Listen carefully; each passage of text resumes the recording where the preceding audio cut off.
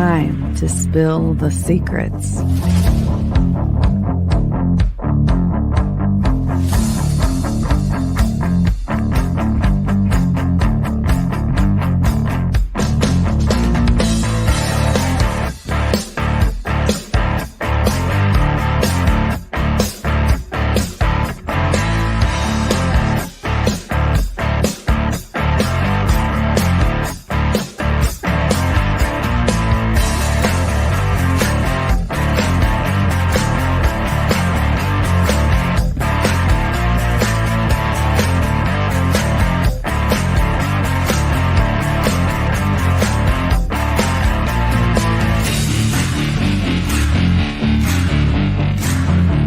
This is Universal Secrets with Tiffany Mack and Kevin Hale.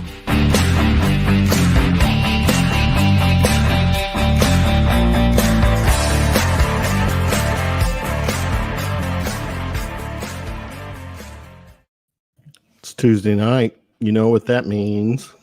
It's Tiffany Tuesday? Oh, wait, no, Universal Secrets. Let's get the ego out of the way. Okay, I know. Universal Secrets, Tiffany Mack, Kevin Hill here on this Tuesday night, July 13th, 2021. How are you, my friend? I'm doing good. Now, what was funny is, I talked to my mom the other day about these little hashtag things that we've been using, and she says that we should use McHale, which was something from a movie back in, I don't know if it was the 70s or the 80s. I've never seen it. No. But it was like McHale Navy or something like that. Maybe we should check that out. McHale. I don't think I'm going out on a limb here. I'm probably 99.9% sure one of our guests can, answer what the movie was. Probably. He's that guy. He's that cool. Mm-hmm. We are Universal Secrets live streaming on our Facebook, Twitch, YouTube channels, the video, so we can see Tiffany Mack. Those red lips. Mm-hmm. And the audio is streaming on ERT Radio. Our friends at ERT Radio, thanks for doing that and hanging with us. Got a good show, fun show. These are it's the first time we get to meet Nikki. I think I can call her Nikki. Nicole, but Grant Cameron's on too, and he's one of my go-tos for ufology, all the details, everything. You can always count on Grant to hooking us up. But before we do that, we have to give a shout out to our audience. Again, streaming live, and we always have people in the chat room. Who's playing along with us tonight?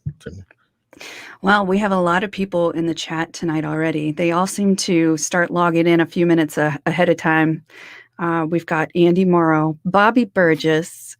We've got Marco, Genghis, let's see, Erica. We've got Maria Duff. Let's see, Ron. Of course, Ron's in there, and Sherry Trimble. And I saw Colleen. Queen Colleen's in there. And Sherry, we're not doing shots until we say the word wow, just so you know. The word tonight is wow. Is it wow? Yeah, I started that on a Monday night show. The Entity Voice, or is that Entity? Entity Voices, yeah. Yes. Yeah, because they were showing all this great evidence, and everyone was saying wow, and I was like, let's do a shot every time. Yeah. Well, tonight we're doing shots of ginger beer, which does not contain alcohol, so we're gonna be sober the whole night with you guys. Can you still call that beer? No, I guess not. But does it say it on the can? Beer? It says beer, but it's just like a fermented ginger, like a true ginger ale. So, speaking of ginger, Friday night, we ran into each other at a Japanese restaurant. Mm-hmm. I get that, their house salad that has the ginger dressing. Love it. Love it. Yeah. Some of them have really, really good ginger dressing. And then when you go to others, they're not as impressive, but Fuji's has really good ginger dressing. Well, it's all about impressing you. So I'm on my A game tonight, and I'm pretty damn sure our guests will bring it as well. So, Tiffany, who do we have tonight? You helped set, or actually not help, you set this up. So share.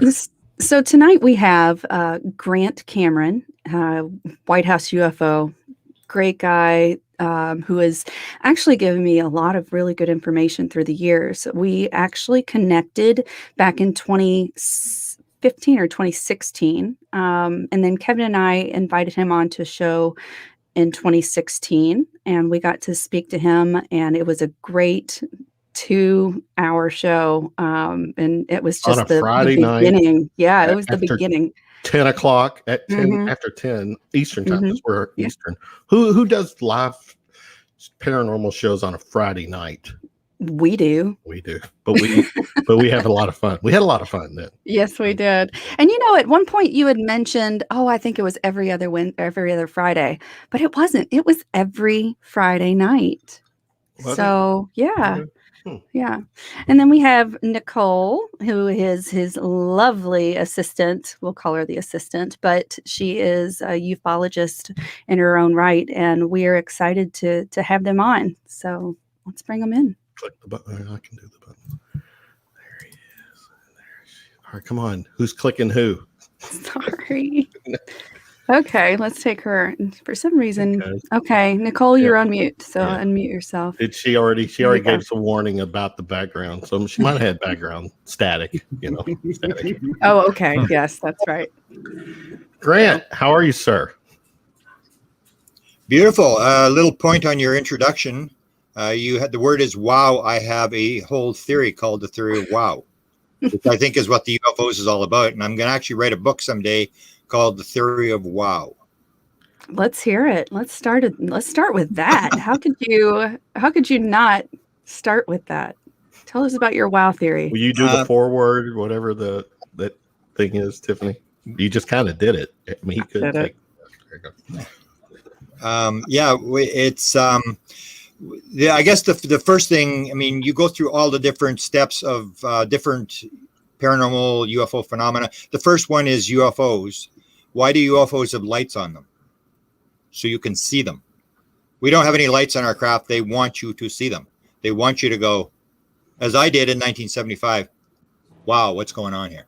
And it bothered me, and I fell off down the rabbit hole. And so you see all this paranormal phenomena. Why did they take the blood out of the cow? Because if they don't, you're not going to pay any attention. And you start looking at all the phenomena, and you're going, as Bob Beuchel, if you saw the interview with George Knapp, he asked Bob Beuchel, okay, you had Skin Rocker Ranch all these years. What was it all about? And Beuchel didn't skip a beat. He said, messaging. It was all about messaging. It was about gaming and messaging. That's exactly the theory of wow, is they're trying to get your attention. They're trying to get you to go, are we alone? Like, what's going on? Because we're making all these assumptions about how the world works. And because there's an anomaly, I say when there's an anomaly, either it indicates to you that something's wrong with your worldview. The way they explained it to me, my sort of noetic download I got was to say, not only is what you've got wrong, it's exactly the opposite of what you think. You think you know how it works. You have no clue how it works. And you've got all the wrong blocks. So we're assuming that we have all the right blocks. You just need one more block that we put in here, and then we'll figure the whole thing out, when in fact we got the whole thing wrong. Or if you take Max Planck, who invented quantum physics, Professor Joly, 1874, famous, don't go into physics. We've explained everything already. It's a total waste of time. We've got it. Or Lord Kelvin at the end of in the beginning of the 20th century said, all we have to do left we've got everything figured out in science. All we have to do is take it to 6 decimal places. Or the guy who ran the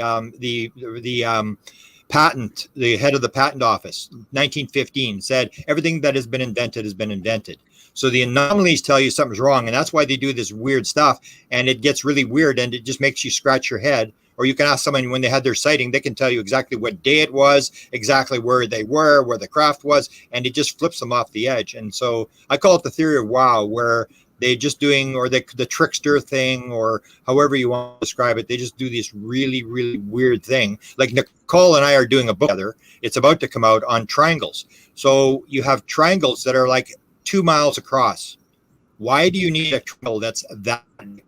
If you're the government, why would you have a craft that's that big? Because they want you to go, as it's in Phoenix, You could have landed every 747 around on that craft. It was that big. And they flew it. Why did they fly it 200 feet off the ground across Phoenix, Arizona? They want everybody to go, wow, what the heck is going on? So that's the theory of wow. It basically says they're not doing anything. They're just making you go, wow. They're just trying to get your attention. And they're trying, whoever this intelligence is, I have a different opinion of what it is, but that's what they're trying to do. Is they're just trying to get your attention, and you realize there's an anomaly. You realize you've something that you believe is wrong. And when we figure it out, then we start to understand how reality actually works. Now, you said something about gaming. Do you mean gaming as in the wildlife gaming, or trickster games? I think online. Well, like Bigelow, I'm just guessing because Bigelow is the one that said it, but I'm assuming it's the idea that it's like a game. And you hear this in the idea that you are an actor on a stage. You are not the actor. You're just playing an actor on the stage. It's all the world's a stage, said Shakespeare.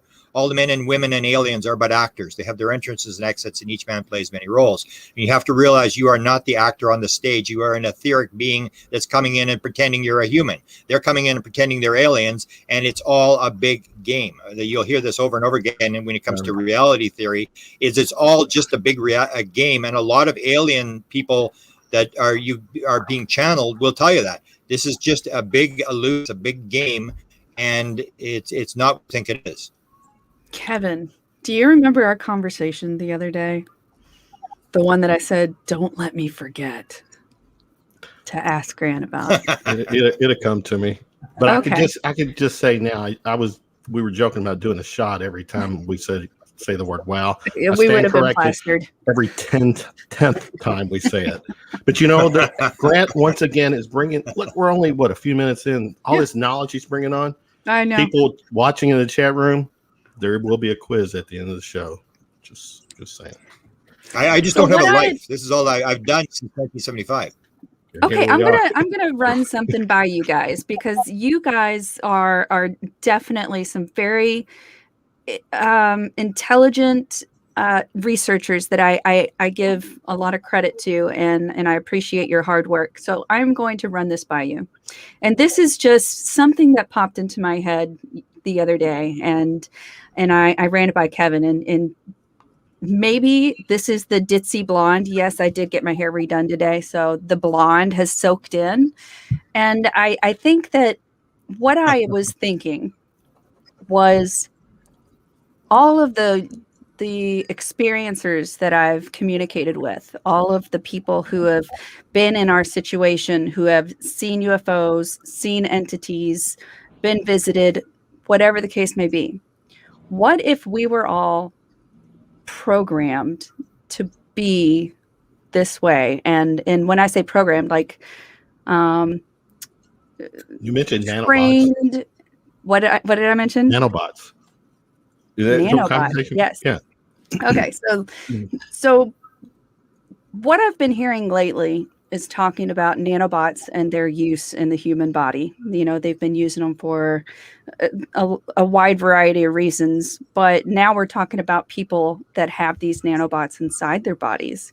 What if we're being programmed to see these things and tested to see how well they can communicate what they want us to see, but not just in the reality that we believe it to be? We believe that it is these alien entities coming in and making some sort of contact. But what if there's like some big grander scam or scheme behind it? And I know this goes into the negative agenda of what the potential, there's a big potential behind that. And I don't know which one it's going to be. I don't know if it's the military/government who are doing some big covert project that is bleeding into our normal society, and people are just being sucked in.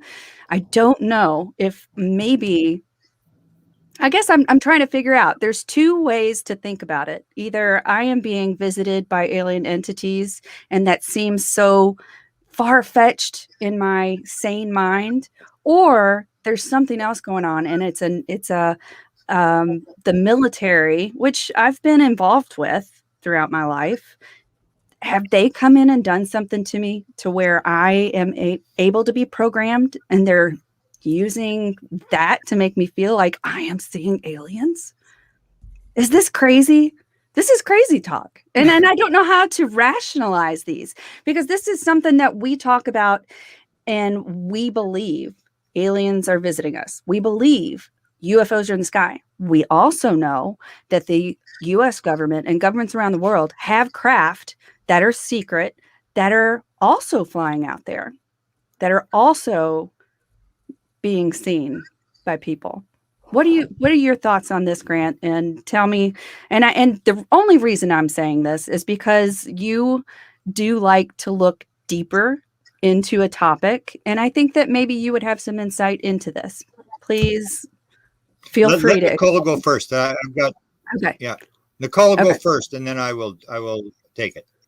Hi, everybody.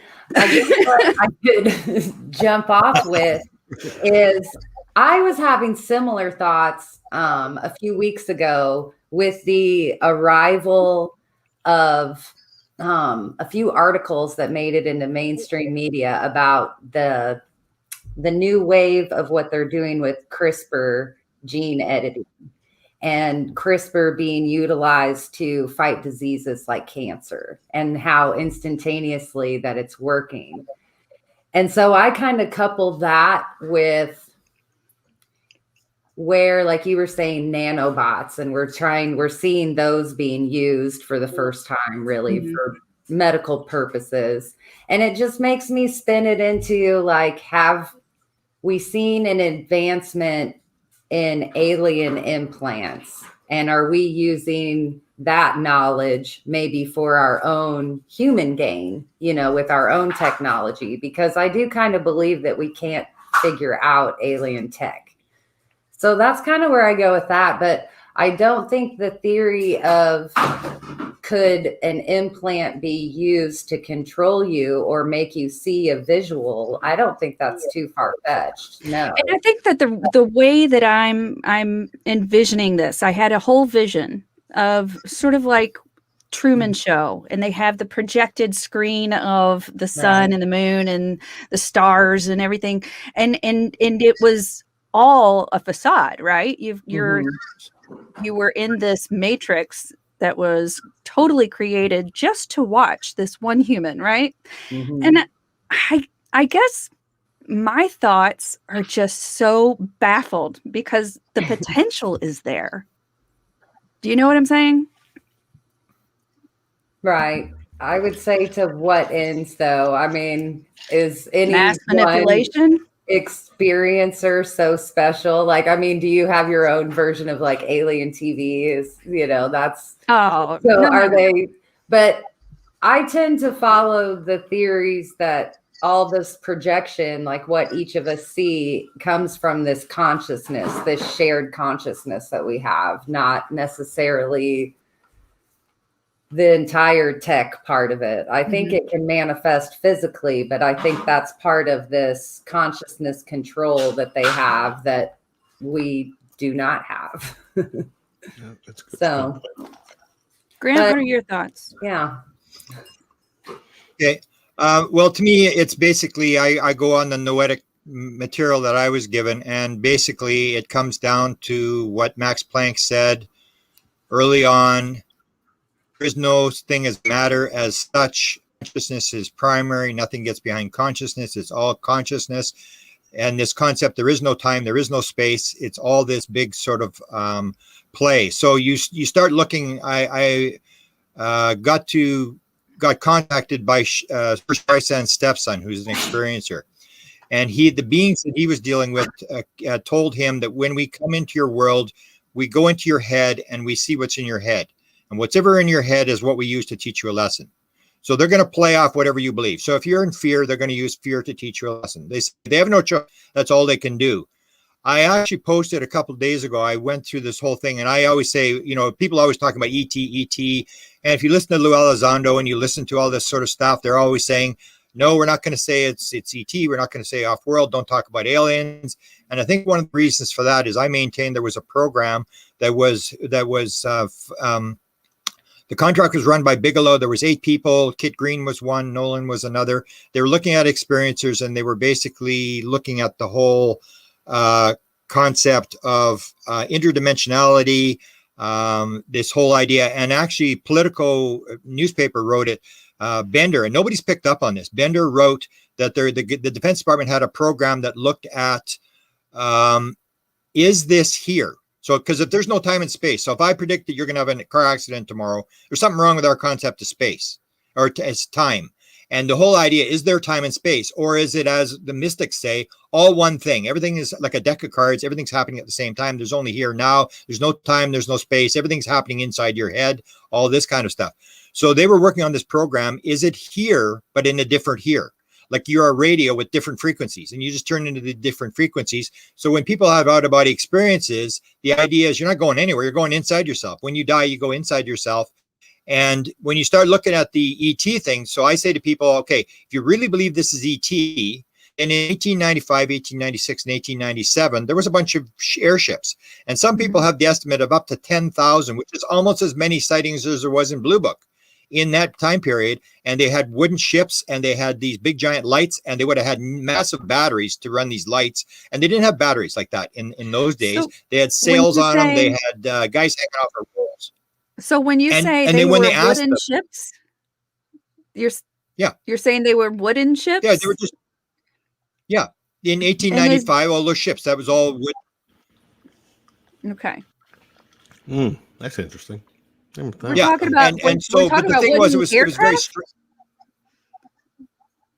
Yeah, in you look at the airship sightings of 1895, 1896, 1897, the Western United States, middle of the United States, and people, when they talked to the beings on there, they were dressed in weird clothes, which you always hear with aliens. They got these weird clothes on, like the Men in Black thing. They had weird clothes on, and they asked them, where are you from? And they said, we're from Mars. And so the question is, did they fly in on wooden ships from Mars? And you go, well, of course they didn't. But in 1895, they might have believed that they'd flown in from Mars on these ships. Then it was in the 1940s and 50s. They said, oh, we're from Mars. We're from Venus. We're from the moon. Everybody went, oh, yeah, okay. And they sort of believed that. And then suddenly we realized, that doesn't make any sense. Then suddenly they said they're from Zeta Reticuli and from the Pleiades. And then when we got into multidimensionality, then they said, oh, we're from the 5th dimension or the 11th dimension. And like they would say, take a look at the star map. Where are you on the star map? And the person would say, I don't know. Well, then how can we explain where we are? Or I asked Ron Johnson. I don't know if you've ever had him on. Ron Johnson had encounters. He's documented them, 600 pages of material since the 1960s of his experiences. And I said, Ron, did they tell you where they're from? Did they tell you if they're actually aliens? And he said, I've asked them that question 100 times, and they refused to answer it. I'll ask them one more time. Or if you take Sherry Wild, have you ever interviewed Sherry Wild? So Sherry Wild produces a book, and it's going to be turned into a movie. Sherry Wild is there, and she writes this, but they force her to write this book. And she doesn't want to write this book because her family cuts her out, and nobody wants to talk to her and stuff like that. And it's ruining the real estate business in Wisconsin and stuff. And she takes the book finally to the publisher, and the publisher said, Sherry, something's wrong here. You said he's from Andromeda. She said, yeah, that's what Da told, and Da is the being that she deals with. He's Andromeda. And he said, can't be from Andromeda. He's a gray. It's got to be from Zeta Reticuli. She said, really? And he said, yeah, go back and ask him. So she goes back and says, okay, are you actually an alien? And he said, no, that would not best describe who I am. I'm an etheric being on a mission in the cosmos for the creator. I did the first book. I did the book with Nancy Tremaine. Nancy Tremaine was the first abductee. She was before Betty and Barney Hill, about 2 months before in Michigan. She has the experience. She saw them as reptilians. First, she saw them as reptilians. Then I said to her, well, Nancy, you saw him when you were 12 years old on the ship, didn't you? And she called him Mr. because Greys were there, and the Greys did this thing where they stuck the needle in her stomach. And then she went, Mr., why did you let them do that to me? And he said, oh, it is perceived. Your pain is perceived. Put the best construction on everything. So she called him Mr. I said, what did he look like?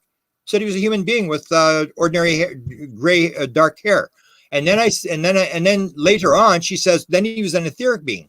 The last time she saw him, he was an etheric being wearing a cloak like Chris Bledsoe's. Chris Bledsoe first saw the being. He was 7 foot bluish green. And then when they took him in 2012, he was this etheric being, like a light being. And so they can change. Or if you've ever interviewed Yossi Ronan is an experiencer out of Israel who had his first experience in California in the 1980s. And he was dealing with these beings that looked like grays, except they were green. And they told him, they gave him the concept of one, which is the main message. They gave him this concept of one, and all these ideas were coming in his head or whatever.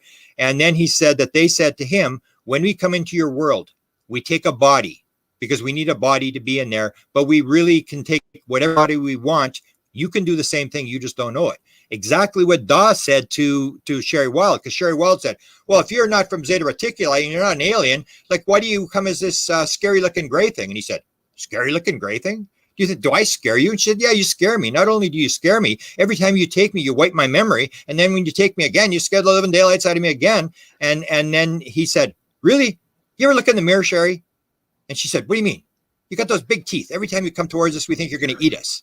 And so they have this conversation, and I've asked lots of people. I ask them, ask the being, are you actually an alien? And then the person will say, I can't really answer, or they'll dodge the question. And that's the whole thing. If it's, or the last thing I posted was, I said, if you take a look at the first sort of encounter between a being where they're talking was Adamski. And that was a couple days after the first detonation of the hydrogen bomb in 1952 in November, when we first tested the hydrogen bomb that could end the world. That's when this encounter took place with Adamski. And they talked about the weapons or whatever. But the thing was, you take a look at that and the beings there. But before that, I got a whole collection of being reports, humanoid reports before that. And what you see is at least 20%, maybe 25% of them are wearing helmets with hoses coming off the helmet. And that, if you look back, is in the comic books and the early movies, the thing that they're projecting what we think they want us to see. We are part of it. Or as the quantum physicist from Princeton, Charles, what's his name? John Wheeler said, it's a participatory universe. We think there's a world out there and it's affecting us. We don't realize we're part of what we're seeing, that we are part of this whole thing, and that the aliens seem to be changing their structure as they go along. And that's why I said it was so important, this study that I had heard about, that they're looking at this interdimensionality thing, that this may not be as ET as we think it is coming in. It's pop, as Kit Green says, we were trying to figure out how does it pop in and pop out just as quickly. And it seems to change. It seems to influence people by their belief system, influences what they see. And that's exactly what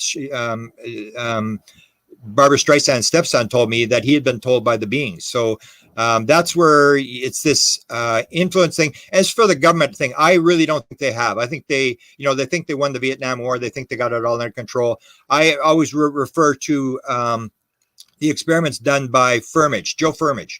So Joe Firmage had this being appeared in his being room. He was like 10 feet tall. And Firmage says to him, I want to go to outer space. And the being said, why should we help you? And he said, because I'm willing to die for it. And he starts this thing. He has US West, a big $1 billion computer company. He quits and he goes into the UFO thing, and he starts this thing with these gyros. I guess they gave him this idea about the gyros. And he's trying to levitate this thing off the table. And Ron Pandolfi from the CIA is involved in this and stuff. And I've seen the test. The guy who owns Skinwalker Ranch was involved in the test. You can actually see the test.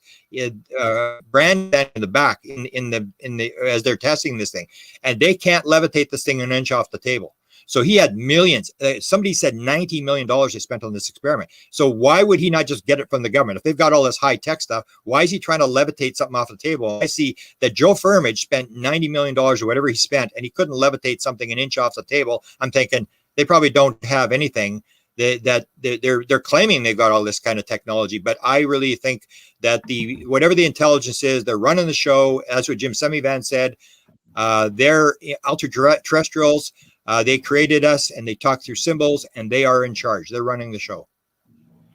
Tiffany, I have a new response to people who ask me why I take Ambien at night.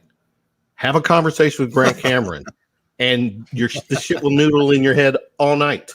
Yeah. Well, when it comes to the experiences that I've had, I'm not trying to discount them, because I don't have a reason for why I'm getting visited. And it's not the same person every time, and it's very confusing, and it's very stressful for the most part, because I don't know who it is, why are they coming. All I know is they are disturbing the crap out of me. When you have a whole year and you're looking at it from the perspective of now. Yeah, I got through the year, but my God, 75, 100 of those nights were just blasted with beings that I don't freaking know why they're there. They're just disturbing me, you know, And not and the same. Okay. and not but the same ones. Okay. So when I guess I'm at a point where this past week has been obscene. They've really just disturbed me to my very core. And I think I'm just frustrated with it. And I don't feel like there's any way. Like you said, can you go to them the next time they come and ask them, "Are you an alien?" Well, I could probably ask that.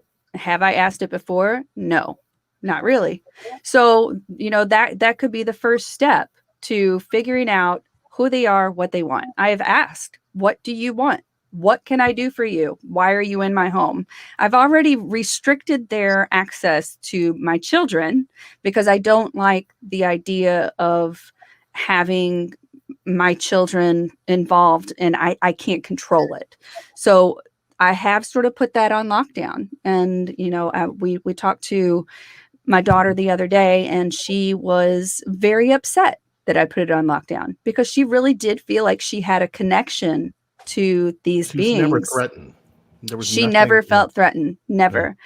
But it was more of what was going on with me that I She caused referred to the him as a lockdown. friend, didn't she? She did refer, Yeah. yes, she referred to them as friends. And she said that when I put the lockdown on, she said it was like me murdering her best friend, is what she said. And that's so extreme. And it's almost heartbreaking to hear as a mother.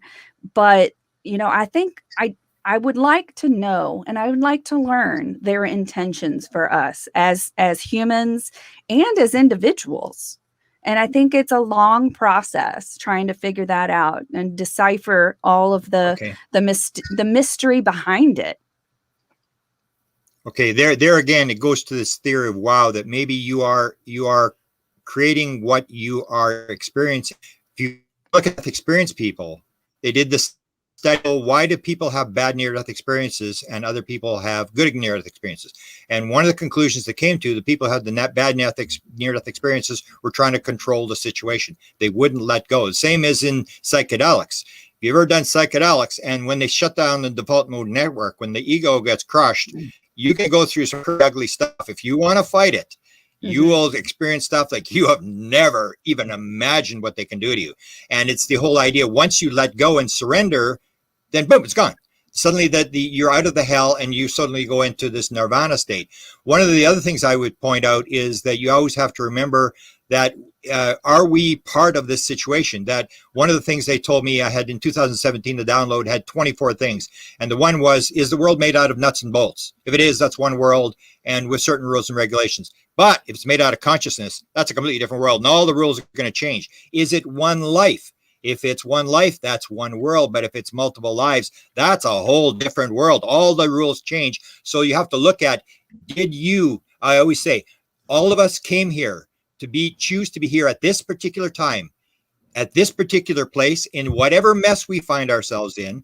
And perhaps we came in for a certain reason. And that's the whole thing where people will talk about the fact that that's my family. I made an agreement with them to come in. I asked Mary Ross, you to bring everybody back to birth and say, at what point in the past did you agree to be in this situation? How many will say yes? Mary, like 100% will say, and so this is the idea that we came in. So the theory of wow would say, what are they doing? You've got a radio show. They got you doing exactly what they want you to do. Just talk about it. Just keep talking about it. And it doesn't, the good side, the bad side, whatever, however you see it, but you are raising consciousness by doing a radio show. And if you get into the whole reincarnation thing, there may be a situation where all of us sat down before we were born and said, okay, we're going to do this.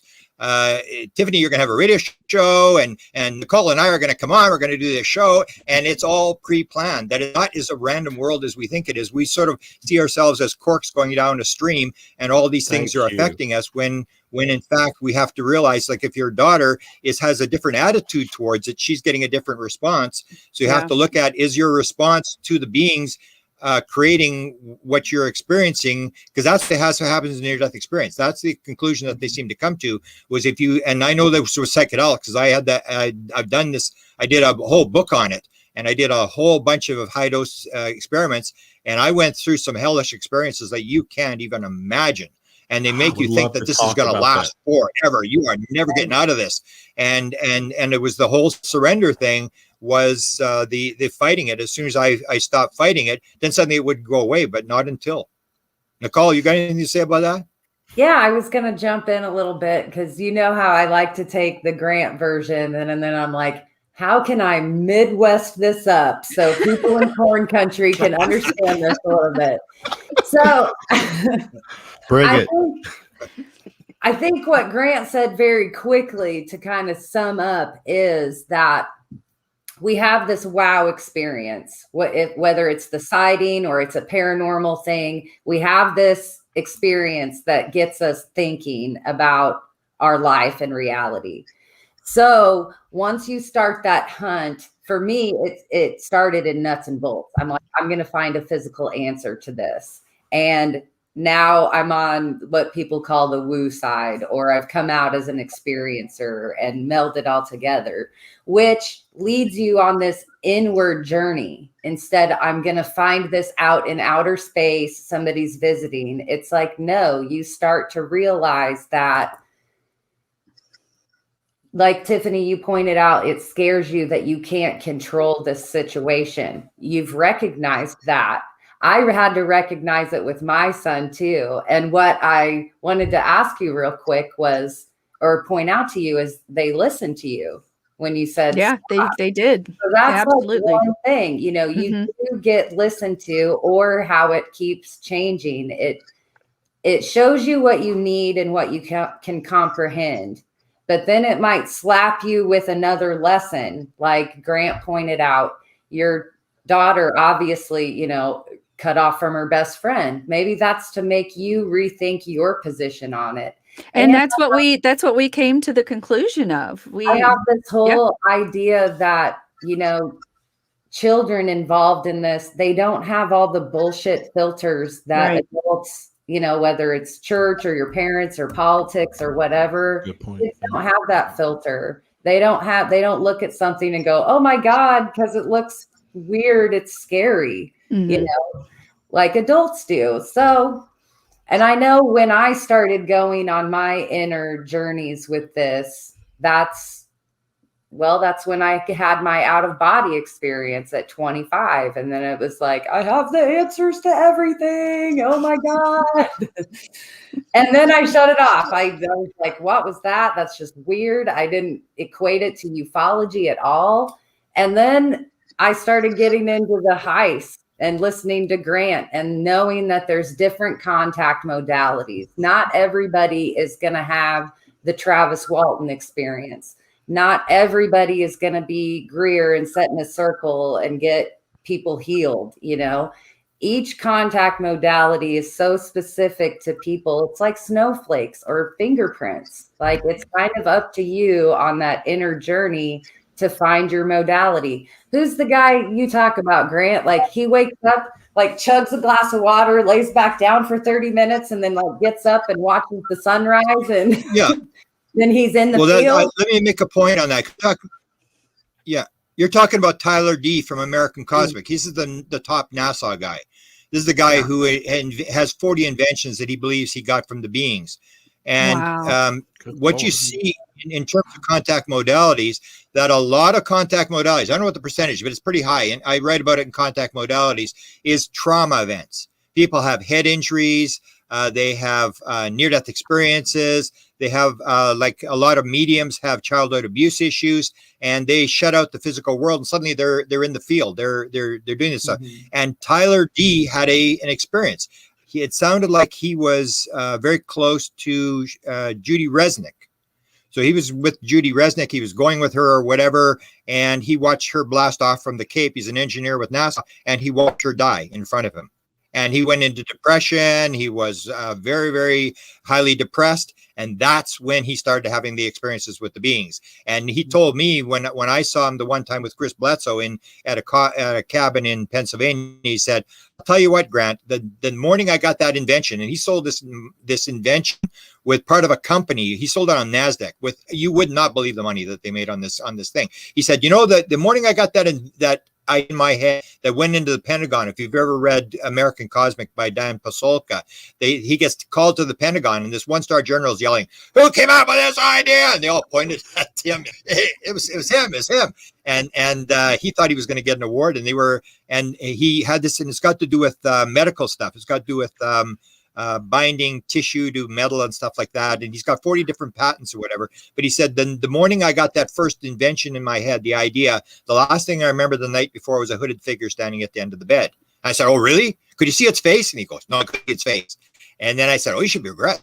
You should go to Yvonne and get regressed and find out what that was all about." So you see this trauma thing over and over again, that a lot of stuff, or if you take a look at, we see things as good things and bad things. If you're looking at the reincarnation world, it's all just experience. So if you take responsibility for what you came in for, then you chose to be born at this place and this time. You used to have the near-death experience. Or in Ray Hernandez used to say, he had this thing where 39% of all people who are experiencers have had a near-death experience. And that's like 8 times the national average. I did the actual testing for that, and that was one of the questions, and I've had 2. So I exactly during those times you do. I was it's crazy. So the question is, why do so many abduct? Why 2? Why 2? One, so why would so many experiencers? Oh, yeah. Sorry, go ahead. No, most experiencers have had more than one. Most have had experiences. Oh, okay. And the question is, why? Interesting. Why would experiencers, so many experiencers, have it? Because we're making a false assumption. So that's what I told Ray Hernandez. You're assuming it's a random world. You're assuming it's one life. If it's multiple lives, then we came in and said, I think I'd like to have a near-death experience to learn this lesson, to break me into the field, to rip the filter, and I want to be an experiencer because I made an agreement with Grant that we're going to go on this radio show, we're going to do radio shows, and we're going to talk about raising the consciousness of the world. And that's the thing, is the way you see it. If you see it as a random world, it's one thing. But if you see it as reincarnation, that we have agreed to all this stuff, that whatever happens to us is experience, and it's not, as I've said my whole life before I even got into UFOs, it's not what cards are dealt to you, it's how we play the cards. And what we do in most of our lives is we're spent our whole lives trying to get the guy to deal different cards. Quit dealing me those cards. Don't deal me those 2s and 3s. Deal me kings and aces and queens. And we're trying to control it instead of playing the cards we're dealt. That we've all been. If we believe in reincarnation, we believe we've come in for a reason. We're all on some sort of mission, whatever it is. And according to the way I understand it from Dr. Michael Newton, who did the life between life stuff, he said all 7,000 people that he regressed basically said the same thing. When you leave the world, they only ask you one question: how did it work out? Because you and I put the people on the stage. We set it up. You can't say, my mother-in-law, the dog ate my homework, this and that, and they're going to go, time out. This is about you. You planned it. You you said you were going to do this. You said you're going to do that. And you can't say, oh, I forgot, or I would have done it. If my mother-in-law hadn't got me upset all the time, I would have done it. And there's no excuses. It's we're in this play on the stage, and we've agreed to do certain things. So all we have to worry about is, what did we come into the world to do? And are we doing it? And when we leave, then we feel justified that we did the best we can. But we turn it into this sort of victim thing where we sort of figure that we're products of our environment, and we got born at the wrong place in the wrong time, and all this kind of stuff, instead of seeing, especially with experiencers like you and I and everybody. I say this is, I always call it, this is like the Super Bowl of all stories. We are in the if you understand what's going on, this is the biggest story that's ever happened in the world. And all of the 4 people on this call are in there. We may be the water boy, we may be the quarterback. We're in this game. We got to play.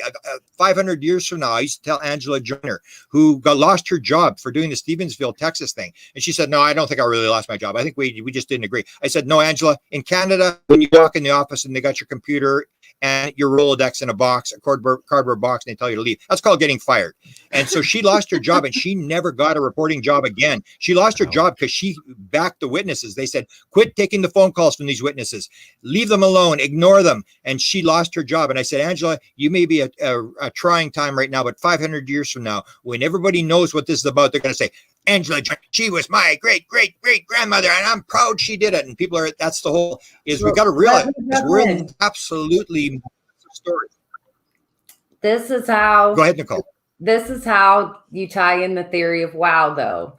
So we have the theory of wow, and it's an awakening for people. And it pushes you forward to come up, you know, to be your better self, maybe. Because that's what I kind of think. You don't really have a purpose. You just have to be your best self. You know, part of that is the fact that, Nicole, you know, you were talking about your child. I've talked about my child. I've talked about my mother and her family and how this has gone back in her family. And there's got to be a reason to the madness. And I do feel like our family lines are being watched, or maybe there's some kind of genetic progression going on. There's got to be a reason why it seems so prevalently to run in family lines. But when you said that there were crafts back in the being in the 1800s, that there were these crafts that were coming out and people were seeing them, there's a big, huge wave of them. My grandfather's sister on my mom's side, she witnessed one of those events. I mean, it was one of the things. They're like, oh yeah, well, she's crazy. She saw a UFO and she saw beings. Well, you know what? To me, that means that this has gone back further than I thought of it just being with me and my mom. It went back another generation. So, and I look at it more, instead of it being like a biological or a bloodline thing, I look at it more as you become awakened at the time you're supposed to be doing your job kind of thing. And by you talking to more of your family members, they become more aware of the phenomenon at large, you know? So it's like, I think families can get comfortable with it, which in my own family, it's like, no, we don't talk about any of this stuff. But as soon as I decided to come out of the UFO closet, it's like, oh, now my aunt here and my aunt here and my cousin over here. It's like, you know, it's like the rings of Kevin Bacon, which is also, it's part of the wow theory. It's like you get your awakening. It's like a trickle down effect of wow, like other people are awakened. Like my second sighting, I've only had two. My second one was a year ago. And I was like doing my own heist. I dance as my contact modality. Grant has some videos of me making an ass of myself. Please share. So I dance to try to get in the field, and it's all to raise my vibration. And then, you know, I'm doing this for like 4 or 5 months, and then finally, like, it happens. But what was great about it is that people were seeing this for the very first time. They were having their own first wow moment.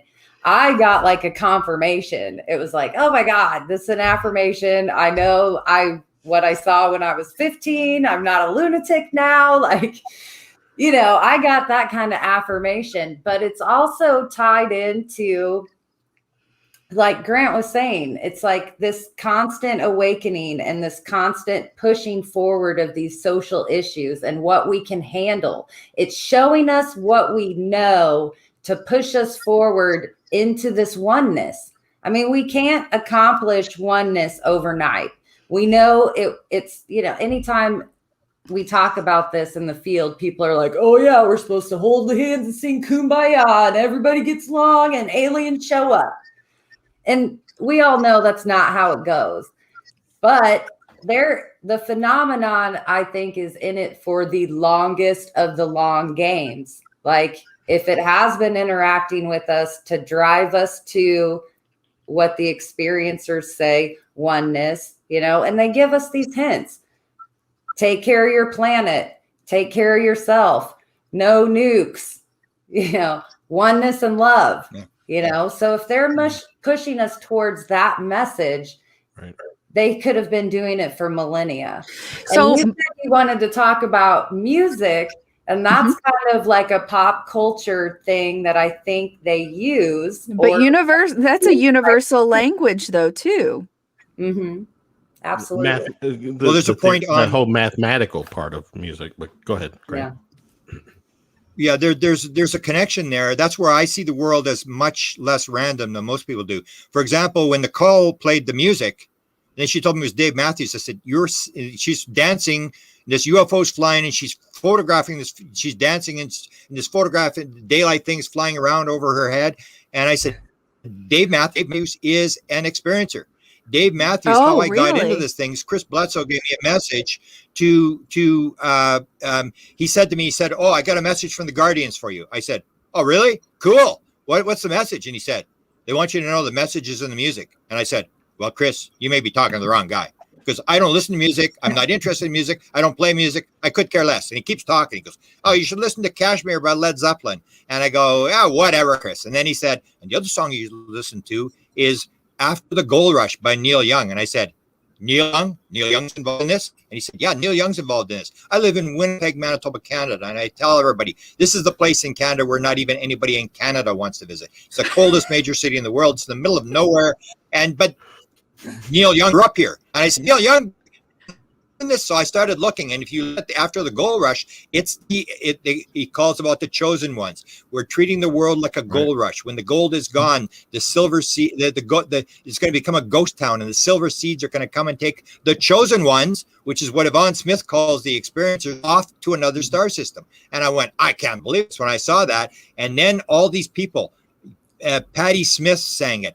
And Matthew sang it. All these musicians started singing this song, and I'm going, they don't even know their experiences, and suddenly they're singing the same song, and you start to see this. So when Nicole said, oh, Dave Matthews was the song, I go, this is not coincidence that Dave Matthews is playing this song. And that's what you see over and over again, is this fact that I think it's way less random. I'll give you one example, the best example. If you look at Bud Hopkins, you saw the grades is very negative. If you take a look at his experience, you don't realize that he was there in War of the Worlds. He lived in New Jersey. That's where the attack was taking place. And he was sitting there. He's 7 years old, and he's in his bedroom. And the neighbor comes in with the gun, and he says, the Martians are coming. They're invading. We're going to the top of the hill. Come on, get your gun. Let's go. We're going to go on top of the hill. We're going to take on these Martians. They're coming in. And Bud Hopkins' father says, no, I don't think we want to go. And Bud is looking out the window, and he's looking for these aliens. And his whole life is they're the intruders, because that's how it started for him. These intruders are coming from Mars and all this sort of stuff. And then in the 1960s, tell me this is coincidence. He's driving along with some people from he's a painter, driving around with these people from England, and suddenly, boom, there's a flying saucer above the car in plain daylight, and it's just sitting there. And I always ask people when it comes to UFO sightings, how long was it there? And they go, I don't know, a couple seconds. What was it doing? It wasn't doing anything. And that's Bud Hopkins. What was it doing? It wasn't doing anything. And I say, and you ask the people, do you think it wanted you to see it? And most people say, yeah, I think I was sort of meant to see it. And so Bud Hopkins is looking at this thing, and these people are there, and he's watching this thing, and he's just sitting there. And then the next day, he's absolutely obsessed. He drives back, he reruns the route. How long did he drive? How long was this thing? How high was it? How fast was it moving and stuff like that? And then in 1975, he starts his thing. This is when they drag him in. This is when they grab him and they yank him into the field. He's sitting there, and Bud liked to drink. So Bud was buying his liquor from the corner guy liquor. And the guy says, hey, Bud, I had this really weird UFO experience. And Bud says, really? And he said, yeah. And Close Encounters of the Third Kind, where the guy's driving and all of a sudden there's this lights behind him, and the lights go, he thinks it's somebody coming and behind him, and then all of a sudden the lights move up and they go across the top of the car.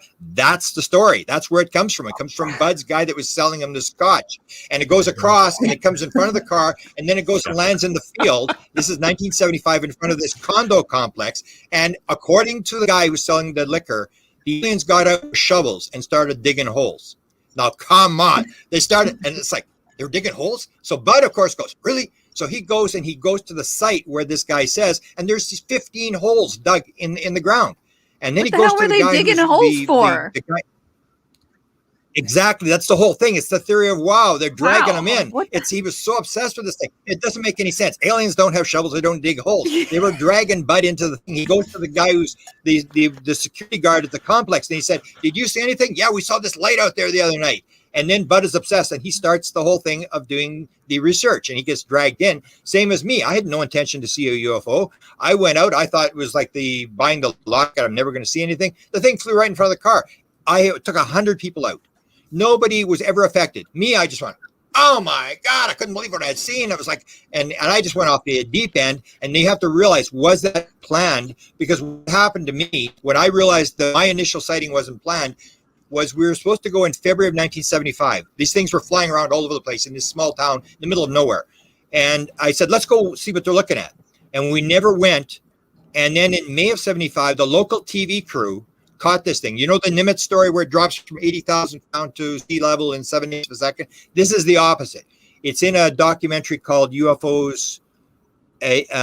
I think it's in UFOs That Has Begun. Nicole can maybe correct me, but it jumps from the ground up to 5,000 feet in 3 frames. So in 1/8 of a second, it goes from the ground to 5,000 feet in the air. Yeah. And there's a TV crew that's trying to film this. There's a bunch of TV crews out there trying to film this thing. So the one TV crew goes out there. They almost get it. They go back to the producer. The producer says, okay, that's enough. Enough of this UFO nonsense. Nobody's going out anymore. I'm not paying any more overtime. You idiots want to go out and chase UFOs, you can go on your own. So the next night, they decided, they almost got it that night. So they said, we're going to go out. So they take out the tier guys, and the camera guy, they have no cameraman. So they bring out a guy who's a film editor. He's never shot a camera before in his life. In the 1970s, there were huge cameras, these TV cameras. So they take out the camera, and this guy's sitting on the road, and they see the thing at the far end of the road. So they go and they surround it. 2 cars go and surround it, whatever. And the one gets really close, and it sees this thing sitting on the ground, and it's like a movie screen.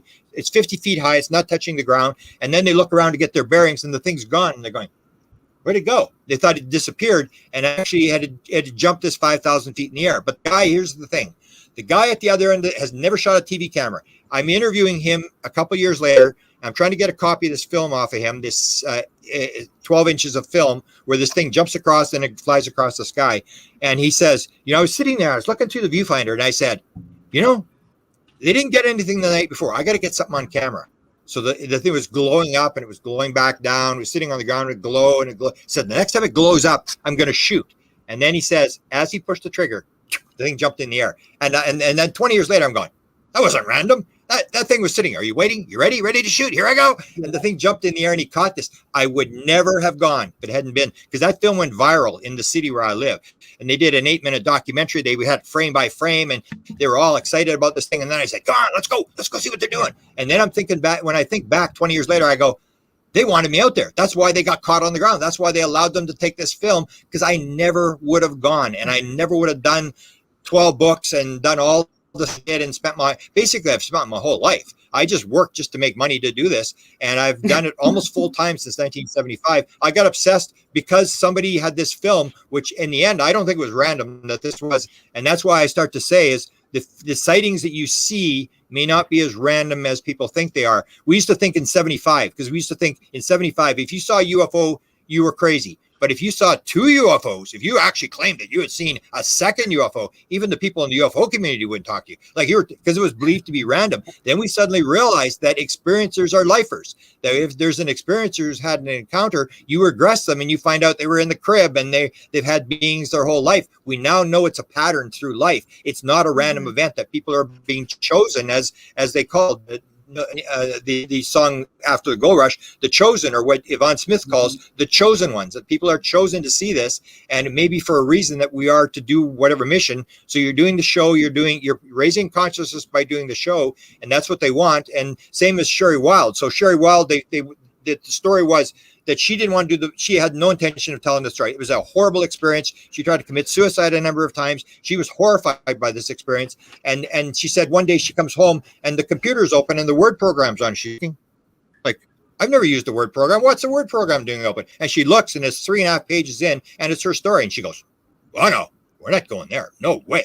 And then wow. She reading it. So that looks pretty good. So then she writes the book, puts it in, and then she said she's driving along the road, and suddenly there's a 3D holographic picture in front of her, and she's got like a TV screen in front of her, and she's going, What are you doing? I'm driving. Can't you see I'm driving? What are you showing me that for? And they said, it's the first scene in your movie. And now she's got a movie. They're trying to do a movie or a series on her thing. And they dragged her kicking and screaming all because she had her daughters would not talk to her. I've got a lot. Nancy Tremaine is not allowed to see her grandkids. You see this over and over again, that a lot of people, their family has no interest. I always say when people, I say, get used to it.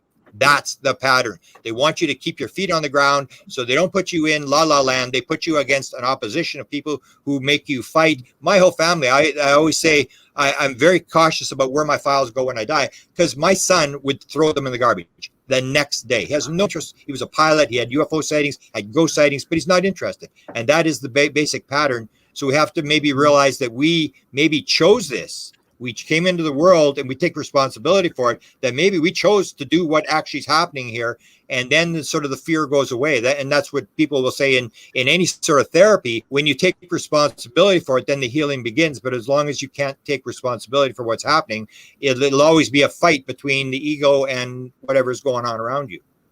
You know, I always feel like I'm not the reason that this is going on. It's not because of me. It's because of my children. It's the next generation. They're in my life, watching, waiting, guiding, maybe, and the reason is for the next generation. It has nothing to do with me, other than the fact that I do feel like we have to get this information out. We have to let more people know this is a human issue. It's not just like 5 people around the planet that are just nuts. This is something that's happening all over the world to all different types of people, all walks of life. And I think that people need to know this is contact that's been going on for thousands of years too. This is nothing new. This is something that's been going on. And now we're in an age where we can share our stories. We can share our information so much easier than it's ever been. This is the age where you can put in one word and pop up 500 videos talking about alien abduction, or talking about visitation, or talking about how we can be better humans and better entities ourselves. No, great points. Yeah. And Tiffany, I even talk about that when I talk about. Go ahead, Greg. Go ahead.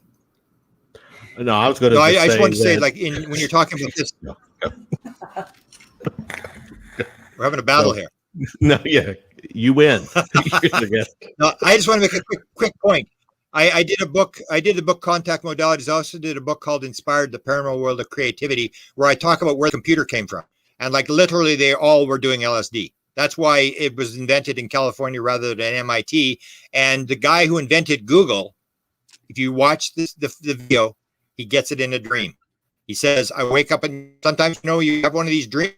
Well, I have one of those dreams. I woke up in the middle and I had this idea in my head. I take the internet, take all the links and ditch the rest, and went to my advisor at his master's degree and said, I think I could do this in a couple of weeks. And the advisor said, yeah, okay, go ahead and do it. That's where Google comes from. And you see this, the download inspiration that we're getting help.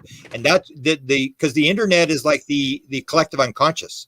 That what we're doing is like the Akashic field. We're loading stuff into the field, and everybody's got the answer. That's what you see with experiences. 40% say at one point during their experience they knew the answer to everything in the universe. We are loading the stuff into the field, and then you can go in there and quickly get it. Whereas in the old days when I was working, you had a pen and a piece of paper and very expensive long-distance phone calls. There was none of this stuff. It moved very, very slowly. So now we're in a situation where it's accelerating, and the consciousness is accelerating as we talk. So I think you have the role, I have the role, Nicole has the role, that we're all playing a part in what I absolutely maintain is the most important story that will ever be told. And we got to play in the story. It's like living at the time of Jesus, the signing of the Constitution. People are going to say, oh, those people are so lucky.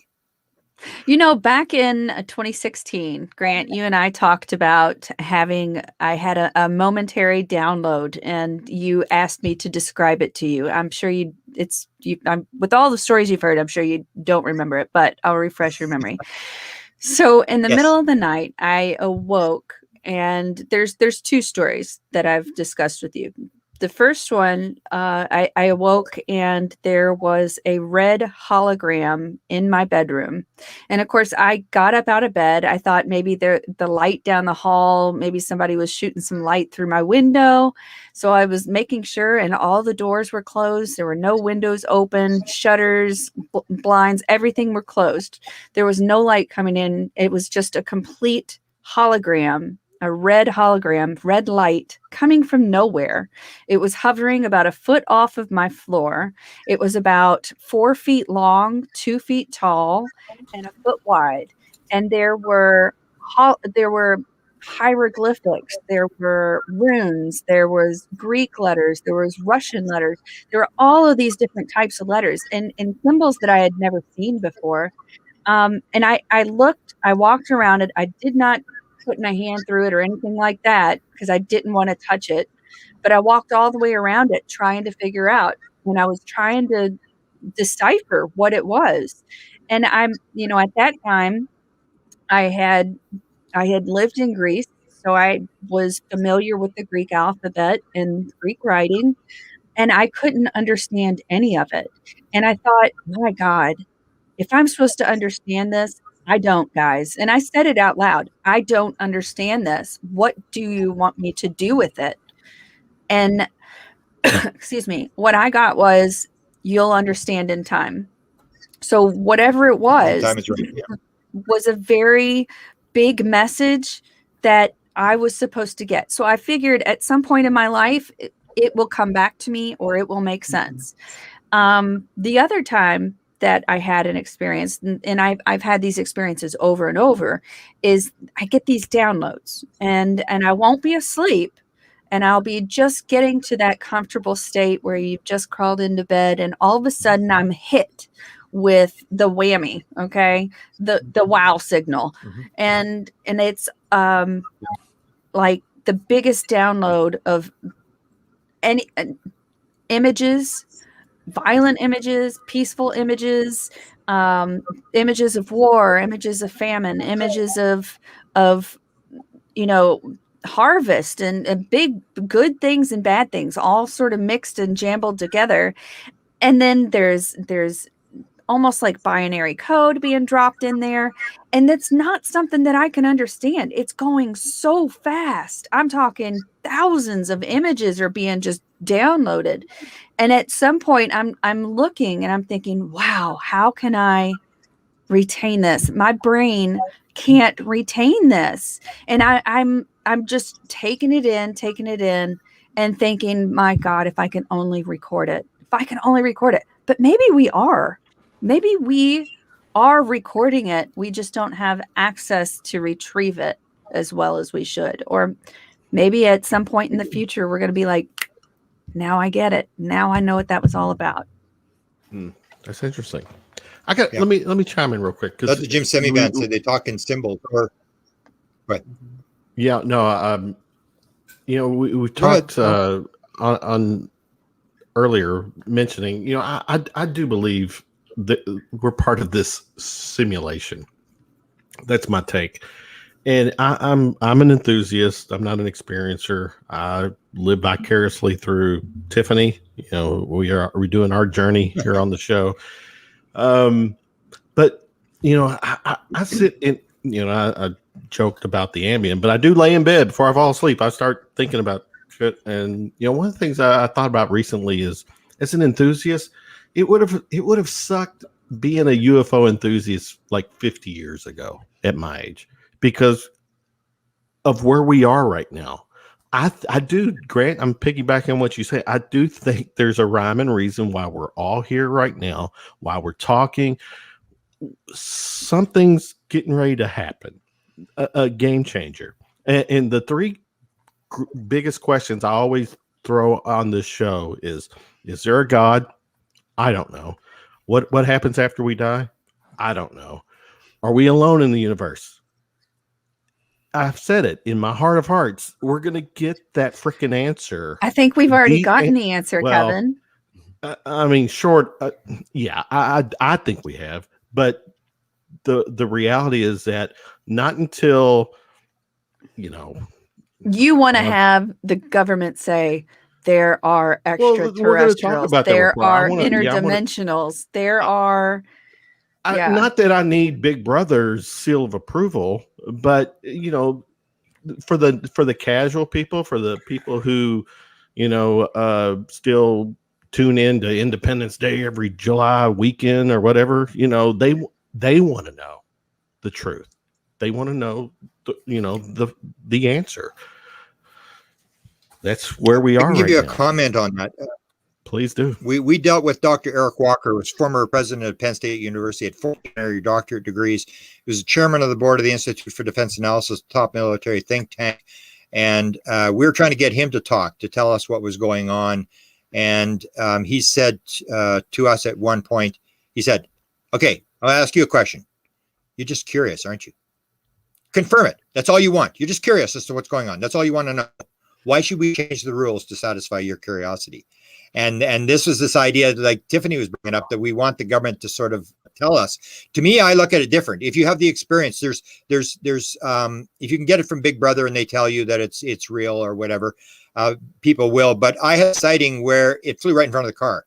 So I've never, especially when I tried to publish a book in 1976 and nobody wanted to publish the book, then I said, okay, this is a total waste of time. This sighting stuff's a total waste of time. I need to know who knows what's going on. And so when I see this thing, we need to prove UFOs exist, I go, no, not again. I've done grade 1 47. This is 47th time I got to do grade 1. No, let's not do UFOs anymore. UFOs are real. Get it. Like, come on, let's move on to do it. That you see in this latest release. Do not talk about aliens. Do not talk about. That's what he said.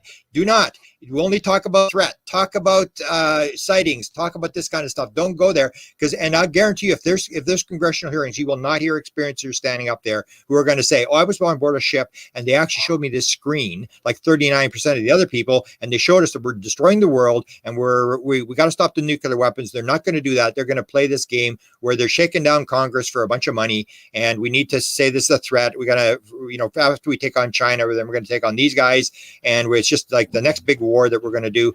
And so to me, the idea, I can empathize with people who haven't had sightings, but I don't think you can really prove to anybody that the sighting is there. There's a difference. That's the other thing that explained to me in 2017, the difference between describing and knowing. So people will say, I know you're experiencers. I know, you just believe. And it's like, no. The only people that know are the people who have had the experience. You're the one that believes. Because people will say to you, "Oh, I don't believe your story." And I say that really slow. And they go, "I don't believe your story." And I say, emphasis on the word believe. Put on a suit and go to church. Who cares what you believe? You're the believer. It's got nothing to do with that. And it's got to do with having the experience. And so that's why I think we have this advantage that we've had the experience. We know this is for real, and so it's up to us. Now, the people on the street, they still want to know. I can empathize with that, but you and I have to get to the point. Okay, we know this is real. Now, why are they here? What's going on? Why are you getting these downloads? Why all this kind of stuff? And just one point on downloads, and I'll let Nicole jump in. The download thing, I think we sort of understand that fairly well now. This kind of trauma thing that when you go to sleep at night or when you wake up, so you're going from alpha down through theta into delta. So delta is sleep, and you go through theta. All of regression, all of hypnosis, all that is theta. All paranormal phenomena happen theta. If you take a look at Ingo Swann, they actually tested him at Laurentian University. When he was hitting targets, he was in theta. He was at the Schumann's resonance, 7.83. And so we know that when you go from alpha, you go through theta. This is where you have the paranormal experiences. You fall asleep. When you wake up, you're going from delta in through theta. You have the awakening things, and then you go back into alpha, where the brain comes back online and shuts the filter. The filter is open during theta. So you even have, I show in my lectures, I show a statue with Thomas Edison. And Thomas Edison is the statue. He's got a steel ball in his hand. Here's the story of the steel ball. Edison always said he never slept at night. He would only sleep 2 or 3 hours. Well, of course, he was dead tired. So he'd sit in the lab, and he would sit in a chair and put his hands on the side of the chair with this steel ball. And he had a steel plate at the bottom on the floor. And he would sit there and he would sort of meditate. And of course, he'd fall asleep, and his hand would relax. And the ball would fall out of his hand, hit the steel plate, wake him up, and he would immediately write down what was in his head. It's exactly the idea. When you're in that theta state, when you're coming out of sleep, The thing is to sit there and get ready to record it, because as soon as you move a finger, even Russell Targ says, if you want to remember it, don't move a finger, because as soon as you move a finger, the left brain says, "Oh, Tiffany's waking up. Let's go. Let's cut the filter." And the dream is closing, and you're trying to remember it, and it's disappearing. It's going back into the field. So you have to stay very quiet. Or even Deepak Chopra. Deepak Chopra has written 90 books. You know how he wrote 90 books? I couldn't believe when he said it. He said he meditates first thing in the morning. And he said, but before he meditates, he wakes up and he stares at the ceiling for half an hour. He does not move. He stares at the ceiling, and whatever comes in his head is what he writes down. And all 90 books came from sitting there when he wakes up for 30 minutes and looks at the ceiling and writing down what comes in his head. He's written over 90 books. Wow. And that's this thing. You're in a theta state. You're in a relaxed state where you shut the left brain down, the ego, you quieten down the negative ego that wants to be in control and this sort of stuff. And when you get that, you can pop into the field and pop out, or you go through trauma.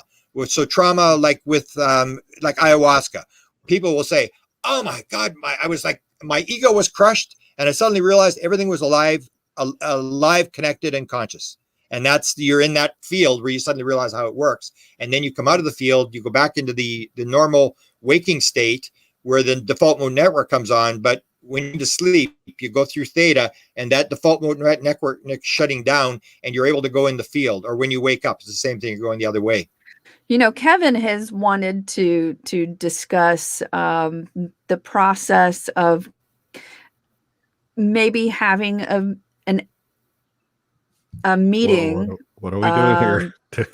talking about how we've talked about in the past. You said, you haven't tried any hallucinogenics to try to get to that level. I want to go there. Yeah. But what part of those drugs actually get you to that state where you can have one of these? Before you answer that, I've got to say this, and I say this with all due respect, Grant. The next time, Tiffany, help me out. Play along with me here. The next time I do a date night, I'm going to open up red wine, and I'm going to quote Grant all night. My date game is gone to a different level. It works for me in conversations with the opposite sex. I'm not going to lie. My man Grant, I'm going to quote him all night. A pillow talk game with Grant. That's what you want. Yeah, I do. I mean, he's my man. But to piggyback on the DMT, I do. I'm not a drug kind of guy. I'll do the hippie lettuce kind of, THC. TMZ. DMZ. I think that's TMZ, yeah, that's a whole it's different. But yeah, I do want to go that in that psychedelic realm where it's controlled. Maybe even at your place, Tiffany, where people are watching me. I'm not here at my apartment. That's not going to happen at my house, honey. Okay. Sorry. Well, I don't want to do it here because I don't want to think I'm Superman and jump out my window off the window. But yeah, it's going to be in a controlled environment. But I want to go there. I've heard the stories. Rogan is kind of my guy, and he's huge into it. Help me out here, Grant. What would be that? What is there a benefit? You got to realize. Yeah. I think what. Well, oh yeah. What I would point out to people is, you think there's a revolution going on in the UFO world. You take a look at the psychedelic world. There are 60 labs in the world. There's one company just was valued at $2 billion. Everybody's on the bandwagon. Everybody knows that like with LSD, 59% of people who do a hit of LSD will never take a drink in their life. Alcoholics. We've known this since the 1950s, that non-treatable depression at Johns Hopkins University. If you want to look at the real research, look at Johns Hopkins, but there's 60 labs and companies around the world that are working on this healing part. So non-treatable depression, after 6 months, 80% success ratio. Non-treatable depression. One high dose. Where at Johns Hopkins they put them under, and they have the people there, and it's all controlled. You're in a hospital and all this kind of stuff. Smoking cessation, 80%. Success ratio after a couple of 80%. The patch is like 17% or something. So they have this amazing ability to control these things. And so what they do is they're using it for that, but then you have these mystical experiences pop out in this whole thing, and that's what they're looking at. So they did a study at London College. It was funded, and what they thought was it was the brain chemistry. So you do it, and the brain was just going crazy and be lighting up, and all the people seeing stuff. And they found out exactly the opposite. The brain actually shuts down. The default mode network, which is the ego part, the left brain, shuts down, and that's what it is. It's just shutting. The same thing as hypnosis, same thing as meditation. It shuts the left brain down. It shuts the ego, and that's where you see the whole thing where they said Roger Lear, who did the regression, the implant stuff. Roger Lear wrote a book with Sims, and they said the alien implant thing. They had 250 people with alien implants. They were all on the left side of the body. So why would they put them on the left side of the body? Because the left side of the body is run by the right brain. Right brain is the female brain that is in contact with the universe. It's the left brain. That's why I always tell Nicole and Desta and Sinead, you girls got to take over the world before we blow the damn place up. You need female energy. You need the female that believes in the one, believes in the family, rather than the male that wants the urinating contest. And it's a battle and it's a football game and I'm going to kill you and all this kind of stuff. And that's why. So whatever the intelligence is doing with the implants, they are not interested in your left brain. They are interested in your right brain because all the implants are on the left side of the body, which is the right brain. Same as musicians. I always point out, nobody has a concept of how many musicians cannot read and write music. The Stones, the Beatles, Elvis Presley, Barbara Streisand, all of them. Can't. Yeah. And they could not, because most musicians are right-brained. Left brain music is you take your kid to music like they did try to do to me, and practice, read the music. You're reading it. It's all left brain, and you're just memorizing it. A right brain, whether it's jazz or blues or music like Yoko said. She asked about the Beatles. How did the Beatles get so great? She said, it was kind of like channeling. That's how it was. They were no different, but it was kind of like channeling. They're picking this stuff up, and that's the whole thing, because they're very right brain, so they tap in. Or if you see the guy from Coldplay, Chris Martin, he talks about I can't read music. I mean, I have no, and Paul McCartney said, I've never done a scale, nor do I ever intend to do a scale. I'm not going to ruin what's going good for me. So Chris Martin talks about he just sits there and he waits for something to pop in his head, and he's got these things that have got 1.5 billion hits on the internet, and just sits there and waits for something to pop in his head. That's how the right brain works. It taps into the field. It shuts down the ego. The left brain, it's not interested. Whereas everybody's trying to figure it out. They're trying to analyze it. They're trying to make their kid a kid can become very good at music but they've got to read the music. They've got a music theory. If you take the great musicians, they've never done music theory. They could care less. They just sit there and wait for a song to come in their head. And you start seeing Carole King, the biggest song of all time. She the first woman to sell 25 million albums. She said that was You Got a Friend. She's sitting there. She said, I was sitting at a piano and I'm just playing around on the piano, and all of a sudden it started coming in her head, and she goes, hope I remember this. It's playing. She goes, I hope I remember this.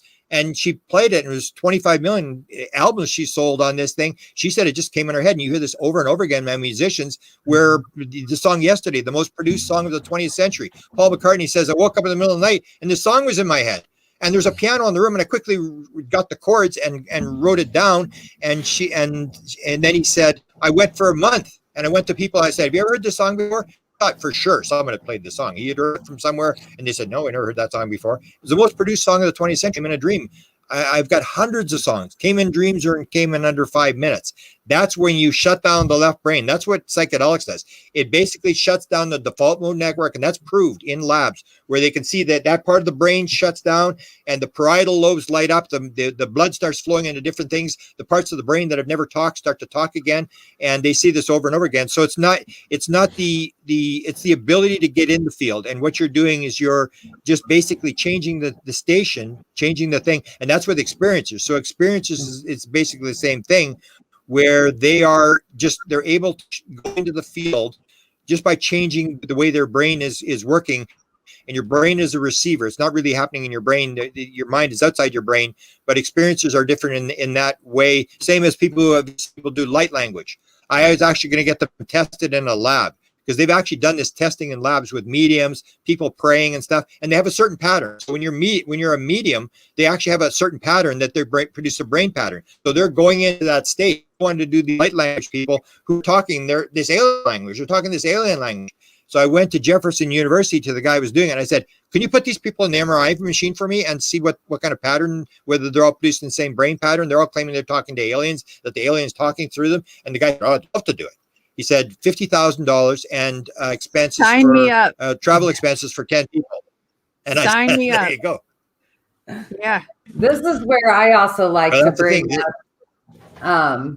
This is where I like to talk about Dr. Persinger's work and Todd Murphy's work with the God helmet or the Shakti helmet, where you wear the helmet and it stimulates your brain and you go through sessions, and then the whole goal is to get that right side of your brain to take over and activate.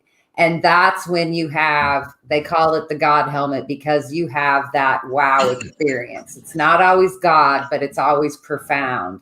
And at the very mildest, it's like you get that feeling that somebody's in the room with you, like, oh, somebody's here, like that sort of recognition. But I look at that as a way, it's kind of good research to see that right brain, left brain interplay. And you can accomplish that kind of brain stimulation without drugs. So if you said you weren't a druggy person, like there are extreme breathing meditations that you can do to work yourself into that kind of state. The Shia ladies like to dance. That's how they get into their praying field. You know, it's things like that. Dancing and drumming. Mm-hmm. Yeah. But it's, you know, and there is different things you can try other than illegal drugs. I know there's legal things in Canada that we can't do here in the States. So I'm like, shucks, I guess I'll just have to meditate super hard, you know, like. But it's interesting. Yeah, I think I called you, Grant. I called you one day, Grant, and said, okay, so I just woke up with this song in my head. And you were like, write it down. I'm like, I don't know how to write music. He goes, I've got an artist. I've got a musician that can work with you. And I was like, it's not going to happen. I don't think I can get it out of this that you can just noggin. Wake up and call Grant. I mean, throw that in my face. Yeah.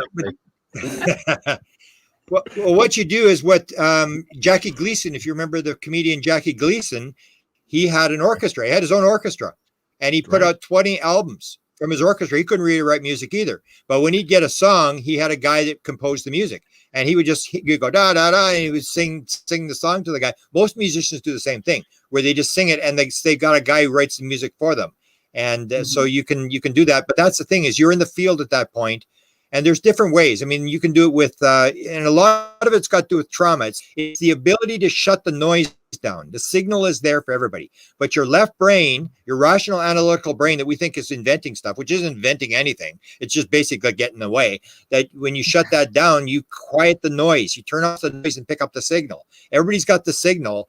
And that's why it happens in head injuries, where people have the head injury, or even in Nicole was mentioning Laurentian University. They also did it in Australia in the lab there, where they magnetically stimulate the left side of the brain, and they do the whole savant thing. So most savants have left brain damage. They can't speak properly and stuff like that. And yet they can tell you 93,333 on July the 11th, what day of the week is it. And they'll tell you like in 2 seconds what it is, and they'll never be wrong. So they're pulling this stuff out of a field. They're not calculating, because the guy can't add 2 + 3. He has no idea how to add that. And you have all these different modalities, being in darkness. The one guy I had with the float tank, where he says, he was doing the float tank. His father had died. He was very traumatized, and he started using a float tank. And he said the message would start coming in his head driving down the LA freeway. And he said, can you at least wait till I get to the float tank before you start talking to me? And this was the thing. You have these things. Some of them are easier. Like Kevin, you're saying you wanted to know if there was God. And that's the whole thing. If you do the 5-methoxy-DMT under controlled conditions, you will absolutely know if there's a God. There will be, it's the old idea of experience. This is not theoretical anymore. This is like you're going to be flipped, whether you like it or not, into this field. So there are these very sort of traumatic, same as you don't want a head injury. You don't want to go through a fresh windshield to learn that you're out of your body or out of body experience. Some of them people want to do, but it's very difficult to do out of body experience. I tried it, the lucid dreaming, I tried all this kind of stuff. And when we did contact modalities, we had 70 different modalities. So you may have one that you can do, work on it. But I would say, especially for Tiffany, you need to write it down. You need to write all this stuff down, because that's when it starts to make sense. It starts when it's like, if you're, the best way to teach is to teach someone else. That once you have to put it in order, put it down, then you go, you start seeing patterns. Whereas if it's just bouncing around in your head and it's going all over the place, that's what I find is lots of times I'll do a lot of PowerPoint presentations that I never present. I just sort of put these things down, and then I start seeing patterns, and I see the ideas start flowing into my head, and I put them down. So there are different modalities, but in terms of the God thing, these we have a lot of research going on. I think this will change the world, because this has this mystical experience, oneness with all creation, the fact that everything's connected, consciousness, all the things that you hear described in mystical experiences are there. And the real skeptical scientists who are working with this can't deny this. These people are talking about this thing, that they're talking to dead people, or they're talking to God, or talking to some higher thing. And they've started to record this. I think that's going to change the world when this really becomes very popular and people realize there's this aspect that you cannot deny. Or they even do it. John Hopkins, which is that guy, they've actually got a psychedelic center there now, where they've been doing it for 20 years, talk about the fact where they do a study of people who've been through this high dose thing for whatever they're doing, end of life anxiety, where people are suddenly happy to die, they're all this other stuff, or smoking or cocaine addiction or whatever they're using it for. And they find out that of the people who go in, when they come out, 73% of people who are atheists are suddenly no longer atheists when they come out. And that's the kind of stuff that you're going to see changing. The same as the UFO. It's the theory of wow, where people go, these people are telling stories, and you hear these stories over and over again, and then you start to look at it and you study it a little bit, and we start to realize all these people can't be lying. They're not, and same as the UFO people, that we are carrying a message that we may not understand what the message is yet, but eventually the more of us talk, the more people understand that these things are happening, and it becomes a common. And then you have a situation where it happens in 2017, where New York Times comes forward, and everybody thinks that, the Christians are all going to go crazy, and they're going to lose their religion. People are going to jump off buildings. The stock market's going to melt down. And what happened when the New York Times said UFOs are being studied by the government? Everybody went, yeah, I knew that already. Okay, let's go on to the next thing. I knew that already. And it didn't shock anybody, because people had been acclimatized. And that's what we're doing, is we're acclimatizing. We are, because we live in the West, we want everything yesterday. We got to realize it's about the journey and not about the destination, and that our job is to move the ball down the field. We don't necessarily need the answer, because when the answer comes, I said to people, in fact, they told me in one of my experiences, they said, so what are you going to do when disclosure comes? Y'all going back to church? That's what they said. It's like, so, and it's true. What do you do if you get disclosure? Say the government says, okay, it's for real. Okay. So now what do you do? Okay, it's for real. Okay, you still got to go back to work tomorrow. You still got to, it doesn't really solve any problem. It's you having the experience yourself that changes everything. Now, you were talking, for the record, not an atheist, agnostic. I do believe in a higher power, not an old man in the sky who is this loving being, because there's too much shit going on in this world that will prove that there's no such thing. And I digress for people out there, and I'm sorry to offend, but that's the truth. But Grant and Nicole, tell us, I mean, Tiffany touched on this earlier. We did a show with Grant in 2016 when Tiffany and I first met and started doing these podcasts, and it was a Friday night, and Grant hung with us, and we were like partying it up, Tiffany, on a Friday night. But when we had to end that run of podcasts, I've told this story. I kind of was 1 foot in, 1 foot out with the whole ufology thing, because at that point, as much as I love you, Grant, there's all these stories that were just being regurgitated. And then the Times article came out, the videos came out, and my juices started out, my whistle was wet and my juices were flowing, and I was back in the game. And then the report came out on June 26th, and to no surprise for press and company and your people in the chat, we weren't dazzled. I mean, we knew basically that they were going to hand us, a 9-page report that technically was about 4 pages worth of info, but what we already knew. Grant, with your inside knowledge, I'm curious. What does the classified report say?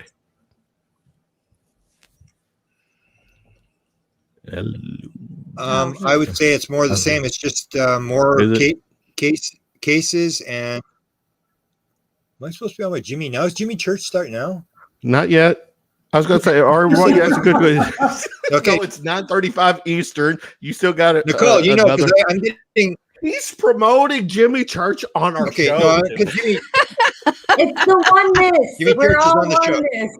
We're on with you. There you go, Nicole. It's the oneness. Reel him in, Nicole. You got time. All right. Actually, you bring up a good point, Grant. It is I told him it was gonna be 9:36 Eastern. What is your hard stop, real quick? I want to be respectful because I know you got another show. 5 minutes Nicole, ago.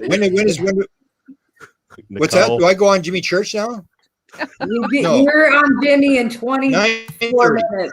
Oh, no, but he's not really starting at 10. I think he comes on a little later than that, doesn't he, Nicole? No, it's another hour. Let's keep going. It's another hour. Jimmy, All right. Jimmy can wait. You can we hold Live streaming for you, He fans.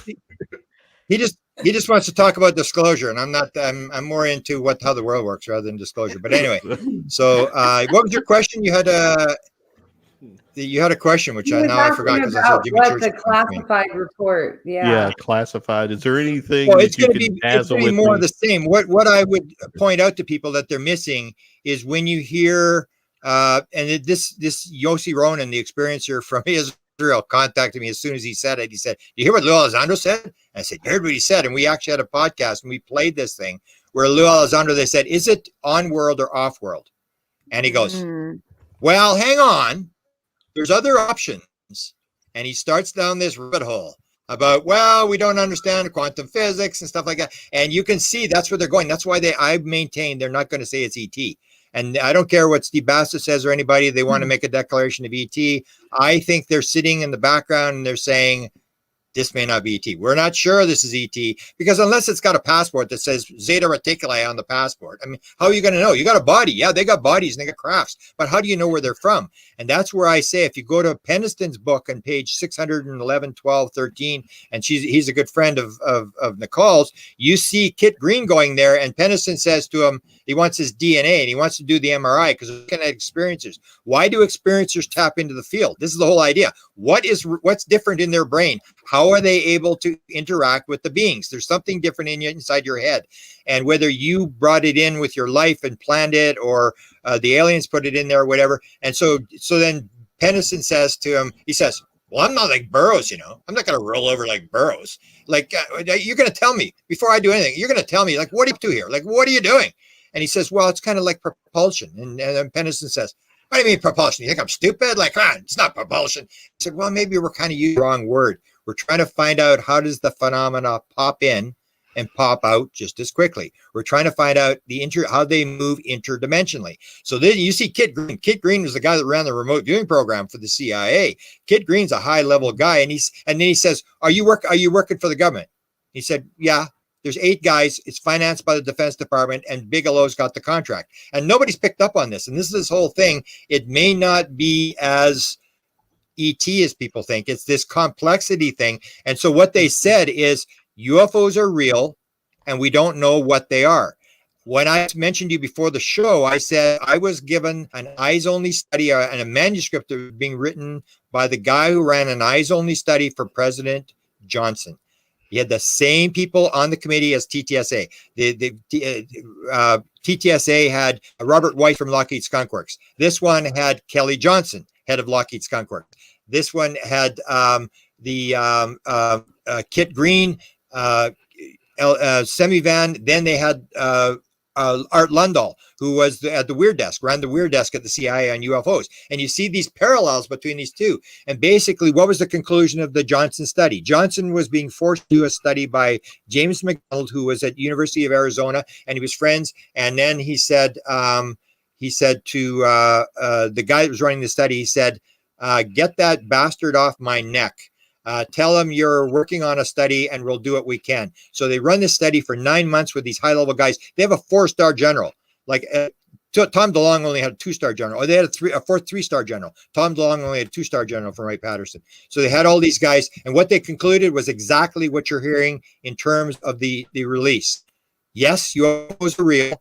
It's real objects. It's real material. It's real. We have no clue what's going on beyond that. We don't know where they're from, what's going on. And that's the whole idea. It's the idea that you can drop a cell phone to Leonardo da Vinci and he ain't got to figure it out. The whole idea where if you see the Wilson leak, if you've ever done a show on the Wilson leak, at the end of the Wilson leak, what do they leak?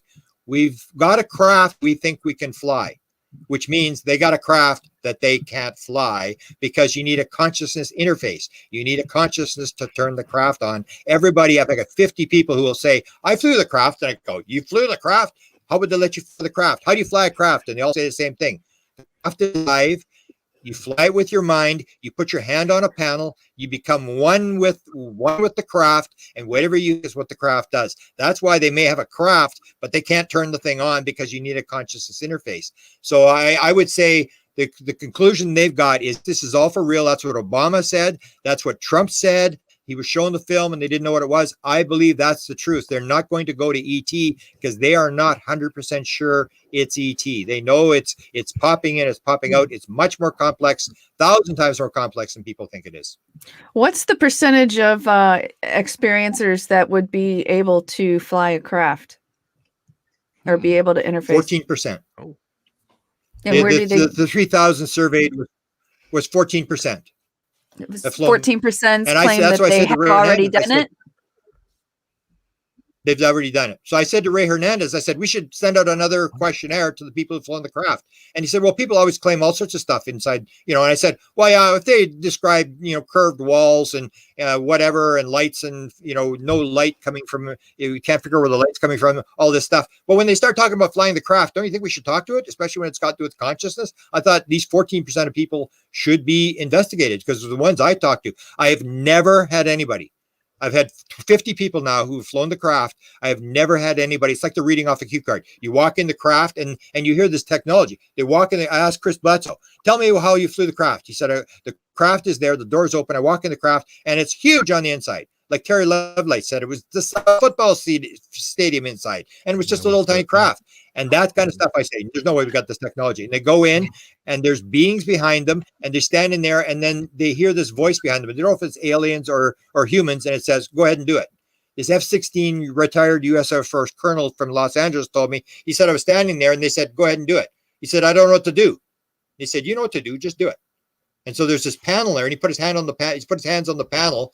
He said, suddenly I'm flying the craft. He said, I couldn't believe it. I said, I'm flying the craft. And he said, it was like suction cups on an F-16, whatever that means. And he said, I'm flying the thing. And then he says, this is so weird. And he took one hand off the panel and he was waiting for the UFO to stall.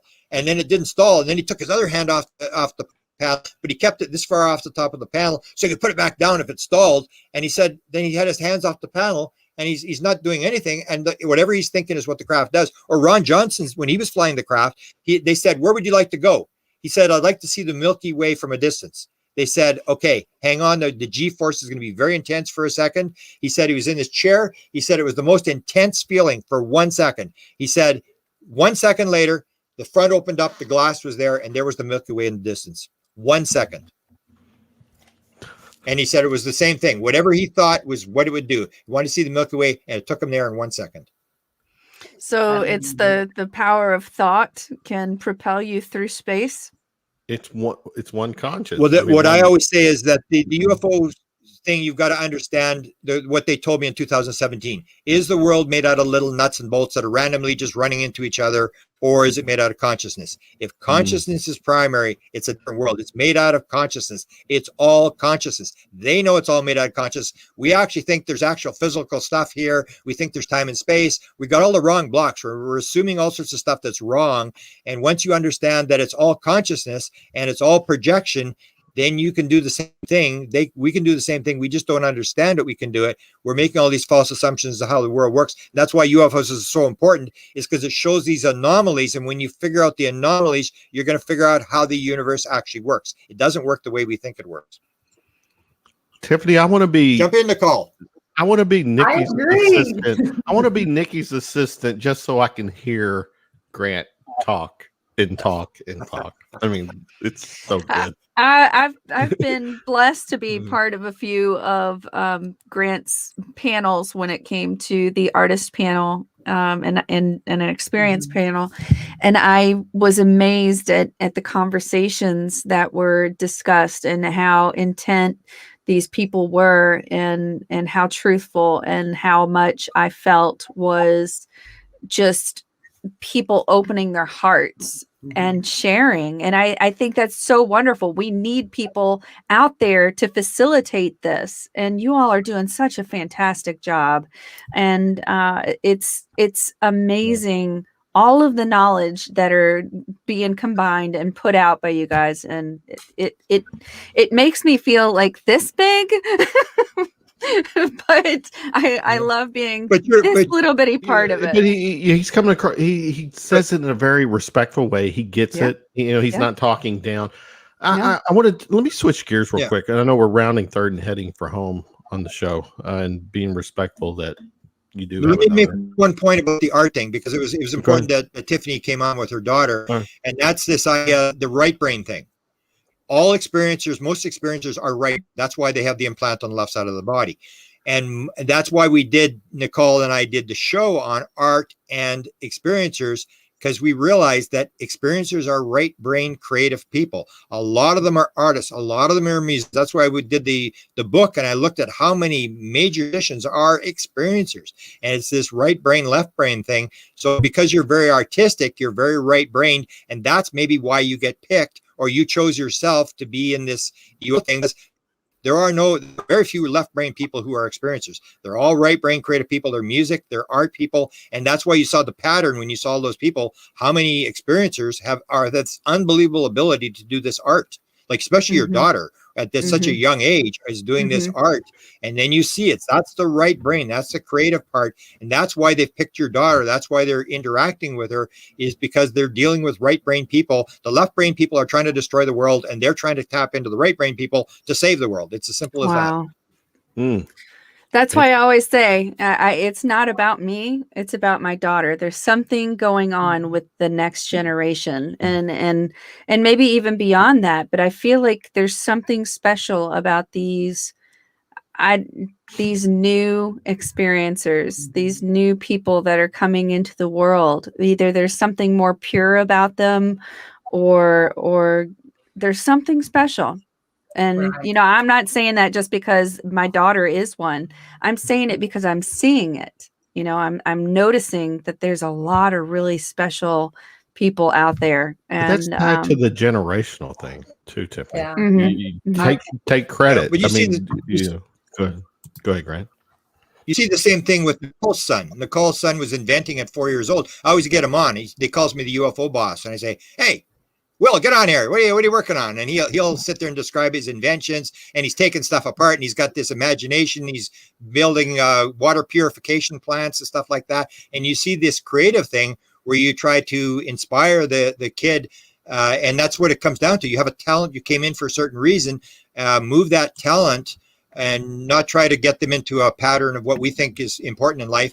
And that's how kids become really good at something, is they become obsessed, the same as I became obsessed with UFOs and can remember all the names. I can't remember his name with anything else, but when it comes to UFO stuff, I remember all the details and all this kind of stuff because I'm obsessed, the same as Nicole's son is obsessed with this inventing stuff. And it's amazing to see a 4-year, now he's 5, but the same as your daughter. I mean, the talent, the kid is like, a mile ahead of everybody in terms of this invention and what he's doing. And he's sitting there, he's obsessed with this stuff. It's just amazing to watch. Well, that's just like my daughter. She'll draw for 16, 18 hours. I have to take everything out of her room in order for her to sleep because she is so focused on her art. And now she's writing. Now she's writing this novel. And it's just amazing. So, but let's pause 1 second. We do have a question in here from Ufology. She says, there are different kinds of ships. Perhaps Grant can comment on the ones called the living ships. Well, my understanding is they're all alive. That's what I've been told. That it looks like metal, but all crafts are alive. They're living entities. Denise Stoner actually talked about being taken below and seeing the engine.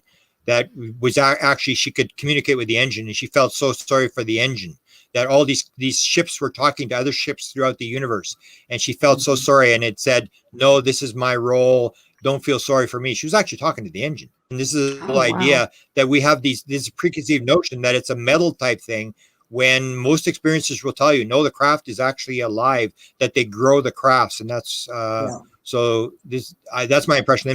There may be some metal ships, but to me, the ones especially the ones where they're flying it, they'll all say the craft is alive. You put your hand, you become one with the craft when you touch it. And that's why Chris Bledsoe and people will describe when the craft is in the area. When John Alexander, you heard the story, Chris Bledsoe and John Alexander's there, and then Chris says, they're here. And then John says, how do you know they're here? I just know they're here. Because you have touched the craft, vibrated with the craft. So when they're there, experiencers will say, they're coming tonight. I know they're coming tonight, because you can feel the vibration. You've been one with them, you feel the vibration. Yeah, I get that feeling. I get this tingling sensation, and I know something is coming tonight. You know something's happening. And that's because you've been one with them. Once you've been in contact with the craft and with them, when they're in the area, you feel the vibration of the craft, and you're more sensitive because you're right brain, you're more sensitive. Whereas the average person, it can be right there. And that's the whole idea is, oh, here's Jimmy Church. Holy cow. We better shut down, or you can finish off. Well, you said hi.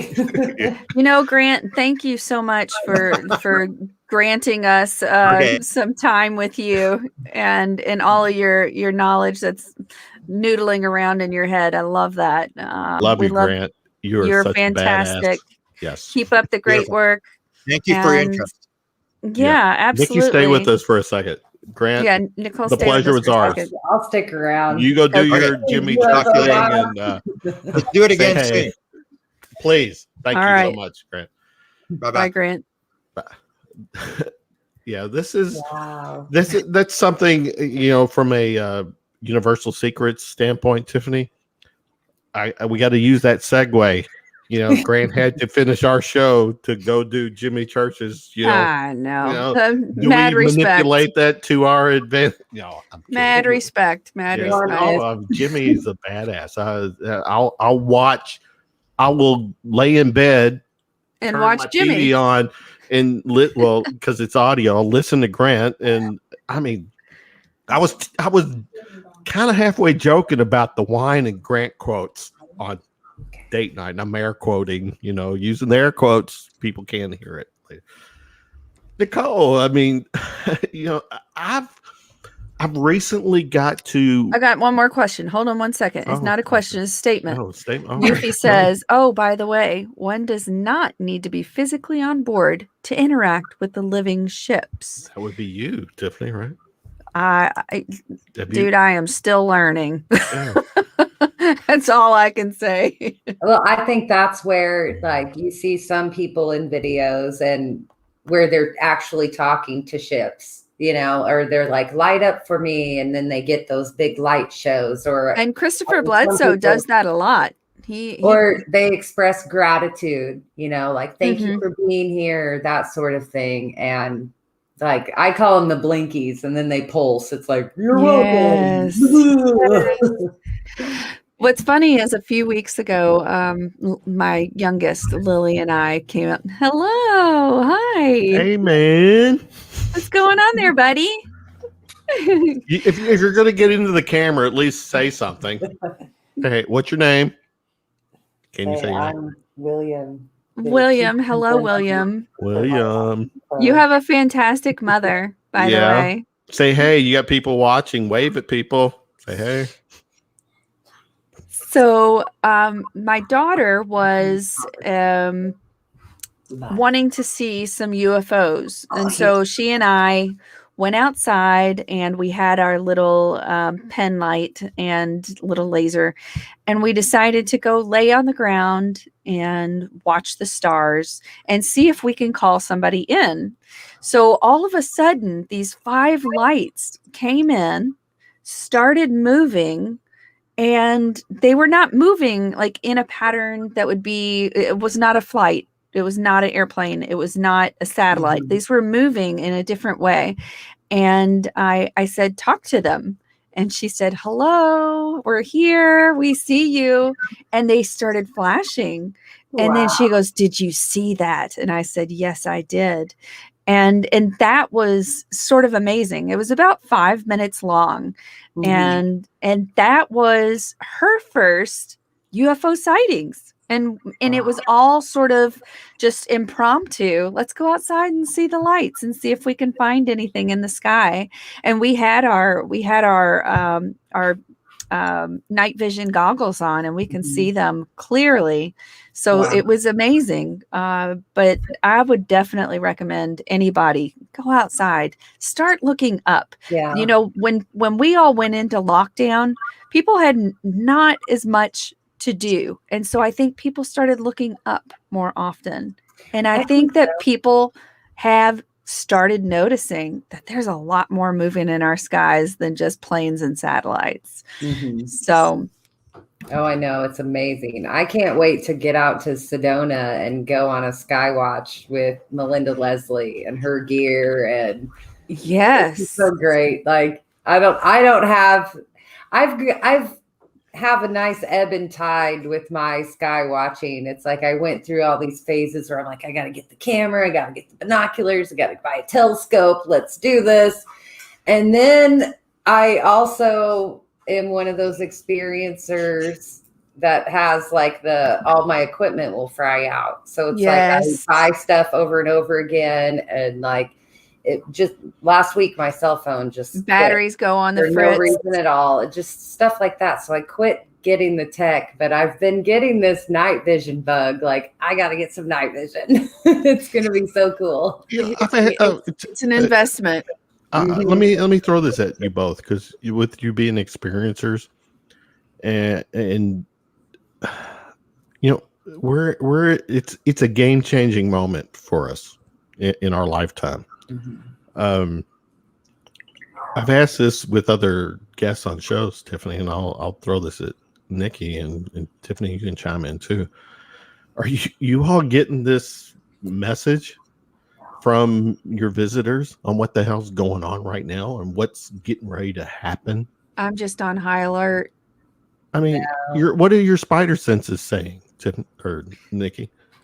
My spidey senses are telling me we've been down this road before, honestly. Like a few other researchers that I talk with, they're like, you're just not excited about this report at all. And I'm like, I'm already thinking like 20 steps past the report, because it's but what are those 20 steps? Said. It's like, the work you're doing now is for the future, or at least that's what I believe. So I think we've been fighting this fight for over 70 years now. The women's movement, it took over 100 years for women to get the vote. We're about halfway through this movement, and I do think it's a social movement, and you can equate it to civil rights or the women's movement or things like that, but the government isn't going to give us answers until we, the people, tell them they have to give us answers. And that's a social movement, That's started. And I think that we're seeing the groundwork of that now. And like you posed to Grant, like, what does the other 400 pages say? Like Danny Sheehan, I think, just said last night that those 400 pages are like the gray box. It's like, this is the stuff we are totally weirded out by. We don't know what it is. It's in the gray box. and the 400 pages is describing what they're lost in. And that's why I think this moment is important. We've been here similarly in the past. You know, Gerald Ford called for congressional hearings. The Condon report, you know, which said nothing to worry about here, nothing to pay attention to, not a threat, leave it alone. And so at least we've moved that needle forward to there is something to pay attention to here. It could be a threat. Let's pay attention to it. So it's a baby step to me, you know, and I know that there's going to be a lot of these baby steps along the way. And then another researcher pal of mine, Steve Bassett, you know, he says that's post-disclosure talk, you know, like experiencers will get their moment post-disclosure. But it's, you know, it's going to be the experiencers that are driving the disclosure, whether it's, you know, the government social movement or enough outside interest finally turning to experiencers. Like, well, we're not getting answers from, you know, the president. So what are you people saying? Since you're not lunatics now, that's kind of where we're at. Like, the government has given us that much to where we can at least say, okay, take us seriously. We're not all tinfoil hat wearing schizophrenics. You know, I would love to make my own tin hat. I've tried, and I'm not a very good tin hat maker. I took an old ball cap and just folded foil. That's a great idea too. I want the one that points up, like a dunce cap, though. Right? But that's like the old, like, you know, channel or keep them from reading my brain. Like, I think the updated version of the tinfoil hat is like, it has like a broadcast signal from it to where you're like, I'm right here. There's a Wi-Fi connection to the right. Like, but you know, Nicole, get your son to make one of those, and I'll buy it. Oh, okay? There you go. Nicole, you mentioned like Gerald Ford back in the day. You know, the one thing that Gerald Ford didn't have on his side was the internet. Was it podcasts? Was and it, that's what I mean. There is this like perfect storm, you know, that's happening now where it is going to push it just a little bit further. But I think it's like what Grant says. It's like, it's kind of the shakedown. All of us kind of go, we don't know what it is, really. They just don't want to tell us. I got to ask you this. There you go. Yeah, I've said this, and as an enthusiast, I can say this because I'm not an investigator, researcher. I'm not on the inside as Grant and probably you are. There's, you know, what we've seen in the last few years from my perspective, there's a lot of egos in the whole ufology field.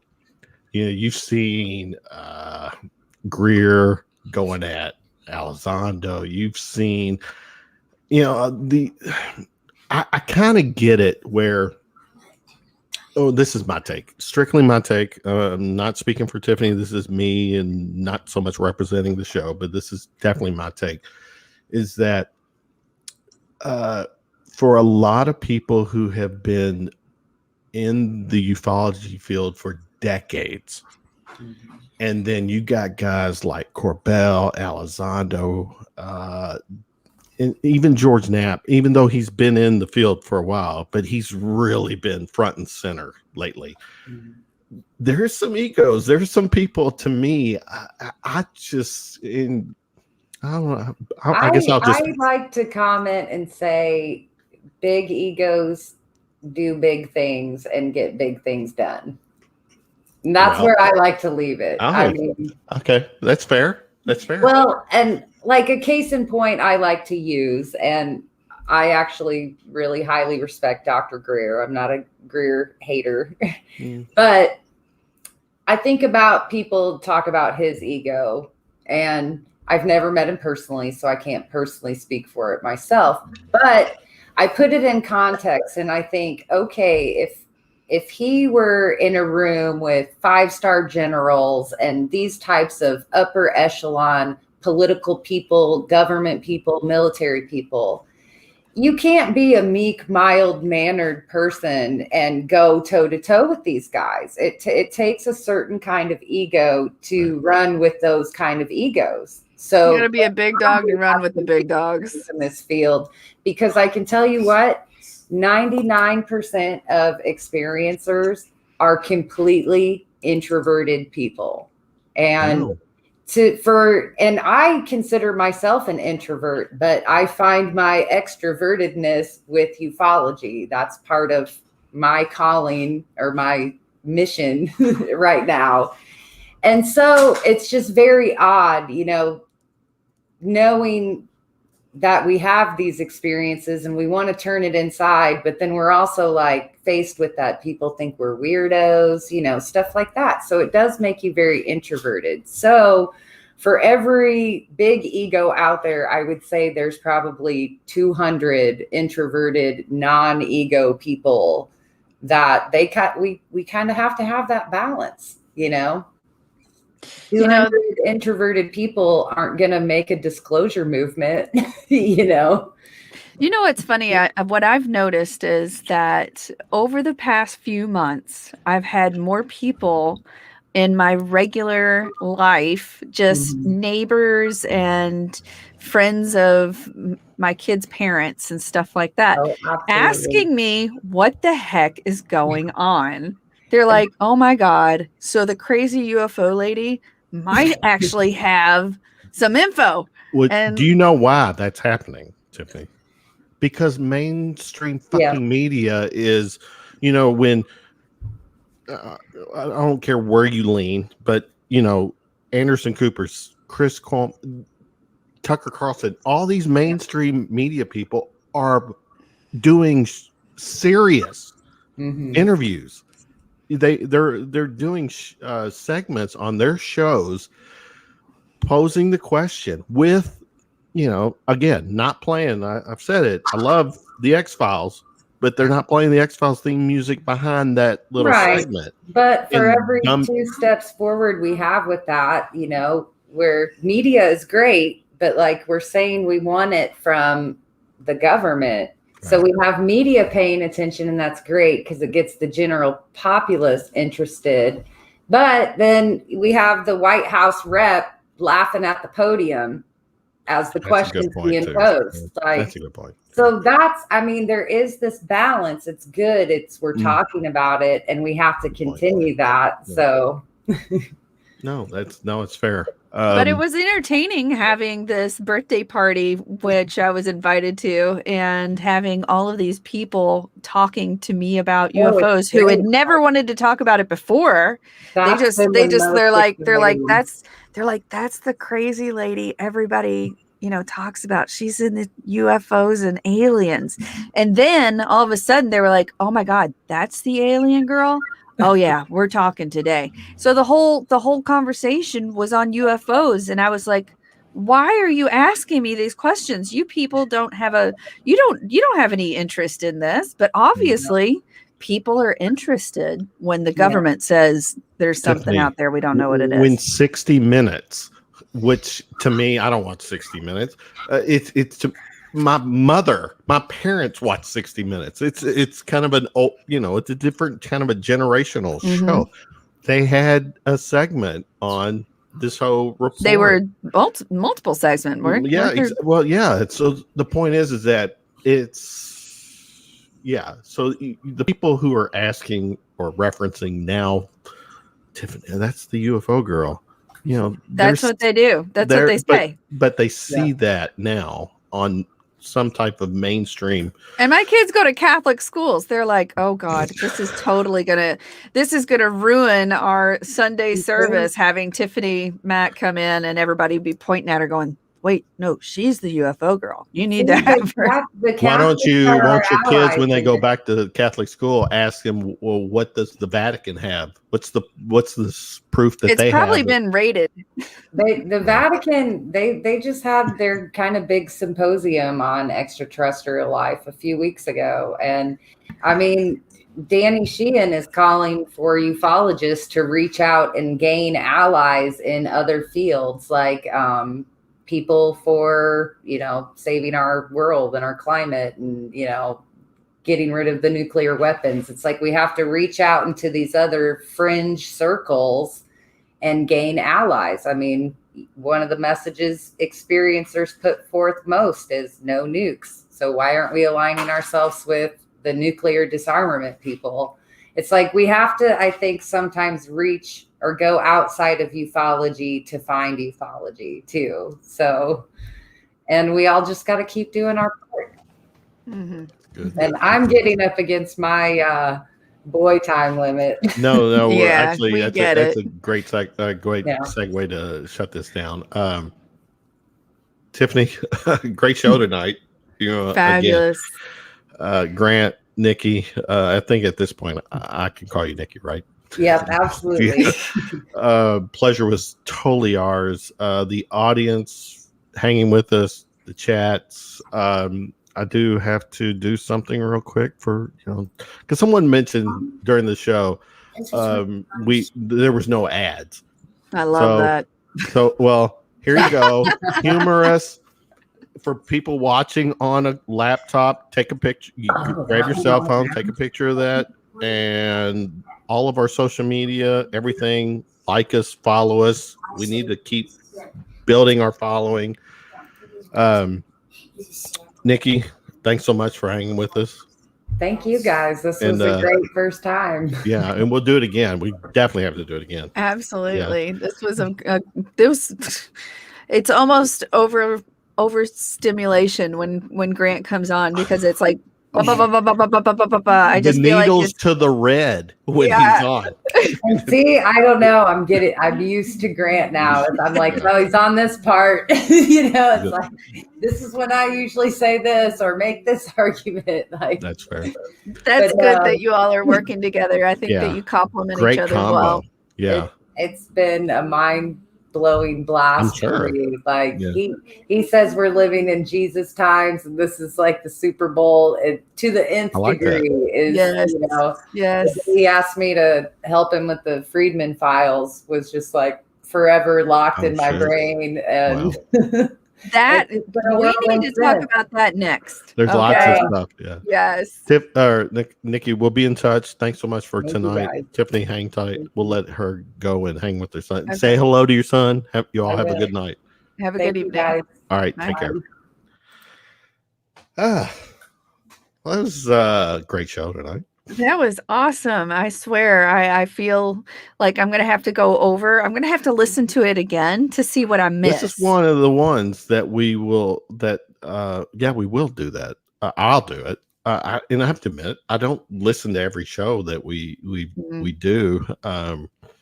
Manly, honestly, it's I don't like listening to myself talk to be honest, but this was one of the shows where I just sat back and let Grant do his thing, and his that information that he has, that energy, his passion too. It was all on display tonight. Yeah. And when we started out the conversation about how I'm having this sort of internal struggle about dealing with it and wondering what is actually going on, I'm glad I have people that I can talk to, like Grant and Nicole, who can actually make sense of the craziness, and I feel better already. So it was perfect. You said Therapy. you get to call you call him, you get to talk to him about stuff. So that's very cool. Thanks again, our audience. We had a great time with you guys. I'm gonna give some show etiquette before we end this, Tiffany. We did a show over the weekend where we recorded a show on Saturday and broadcasted on YouTube, Facebook on Sunday. There will be periodic times when we will do these one-off recordings, mainly because the topic / guests that we have can't do a show on a Tuesday night for whatever reason. So we'll do recordings and we'll put those out there. We did one this past weekend with Maddie Mack, Great name. Mad Mac. Yeah, my bad. Mad Mac with 2 D's. And Sierra Neblina. And people go check it out. It's on our YouTube, Facebook. I think it's episode 47, 48, whatever. Hybridization, generational experiences. But we from that show, Tiffany, we decided that,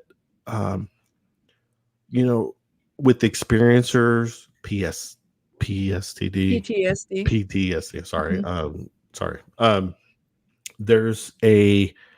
This is an opportunity for us to connect with people, let people know, experiencer wise, that they have a platform, they have an avenue to talk and exhale and purge some of their information. And we actually saw some of the questions in the chat program today, and they were talking about maybe getting some of our listeners involved and telling us some of your stories so that we can share them. And I think that's a great idea.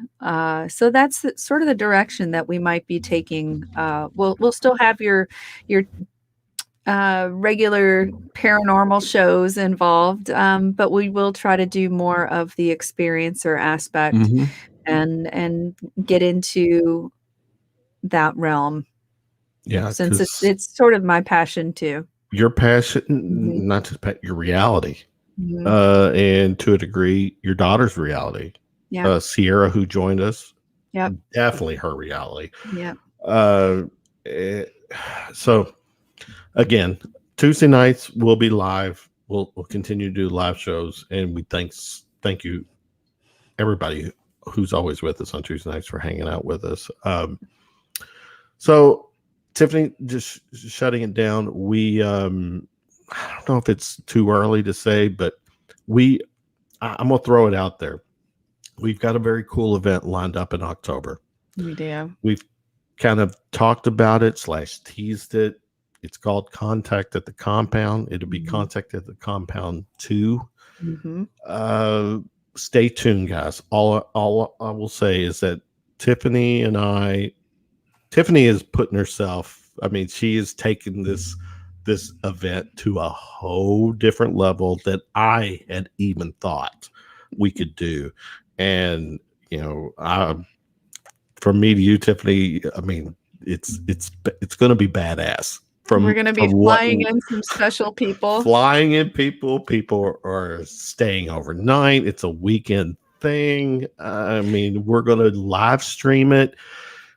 And I'm going to go on and say it with that. And I'm going to say this in the most respectful way. We thought we were going to partner with someone to do it. I don't think that's the case. So we're going to do it on our own. And we're going to own it, Tiffany. It's going to be our thing. And I'm just so excited because the more you and I talk about it, the more we kind of get almost kind of the giggles, because it's going to be cool. We've got some great people involved. Contact at the Compound 2021. Number two. Yeah. All right. 2 hours, over 2 hour show. Someone mentioned we're in the third hour. Yeah, we technically are at the third hour. So Tiffany, the pleasure is always mine to hang out with you. You and I have plans to get together this weekend to keep have to plan momentum going for October, because it's gonna be here sooner than later. The audience, I'm looking at some names: Sherry, Marco, Genghis, Bobby, Ron, Maria, everyone who hung out with us tonight. Bobby. Grant is Eufy. She always we do. There's always a Eufy question comment that we get to the show. But I know she just always has that one question that just kind of fits in. I know. I know. She pays attention. Give us your final thoughts, and we'll shut it down. Final thoughts. Another great night. Can't wait for next week. Another hashtag Tiffany Tuesday. We're going to have to find another hashtag for this, because Tiffany Tuesday just sounds like it might be too much of a party. Well, there's also Tiffany's Playground, right? What was that story about? Hashtag Tiffany's Playground was, back in 2000, 2001, when there was AOL. You could have an AOL page, an internet page. And so I would post all of my pictures from Greece. There was pictures from work. There was pictures on base, which was illegal.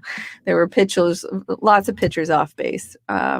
But it was a way for me to share, sort of like an Instagram almost. And you could write stories about what you did that day. And it was just a way for me to keep in touch with my family who was 6,000 miles away. I couldn't reach them. Maria will love this. I got to give a shout out to our man, Alan B. Smith, who is such a good friend to our show, supporter. I actually talk to him routinely. He's just, I love that guy. He said he was trying to find our YouTube page, and the way he did it was he did a search for hashtag Tiffany Tuesday, and that's how he found our page. So shout out to Maria. Yeah, I'm giving her a shout out. Love to my fellow Kentuckian, and Maria, we'll talk later because October will be coming around, and we got to chat about that real quick. The next week's show, the 20th, Cheryl Costa is the guest. So staying with the whole ufology. And I've got her book, and I'm telling you what, if anybody's ever seen this book, it's the pink book, and it's all data. It's just data from all of these UFO experiences and visits and sightings from years and years and years. So I'm familiar with her. We have never had a chance to talk to her, so definitely looking forward to that. She's cool character. Got some really good shows lined up in the future.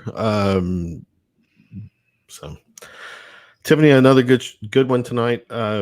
Again, people like us, follow us on our social media. We're trying to, as we kind of branched away from the other platform to where we are now, build our following. Again, Facebook, YouTube, Instagram, Twitter. Our podcast. I don't do Twitter. I know. I got this. Kevin takes the wheel when it comes to that.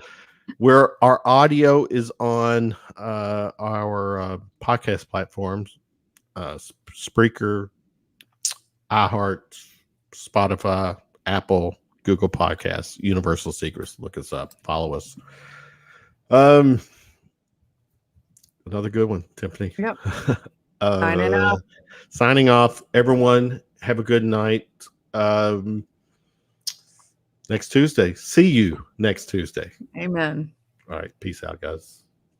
And this is where, I should have had the button ready. All right. Good night.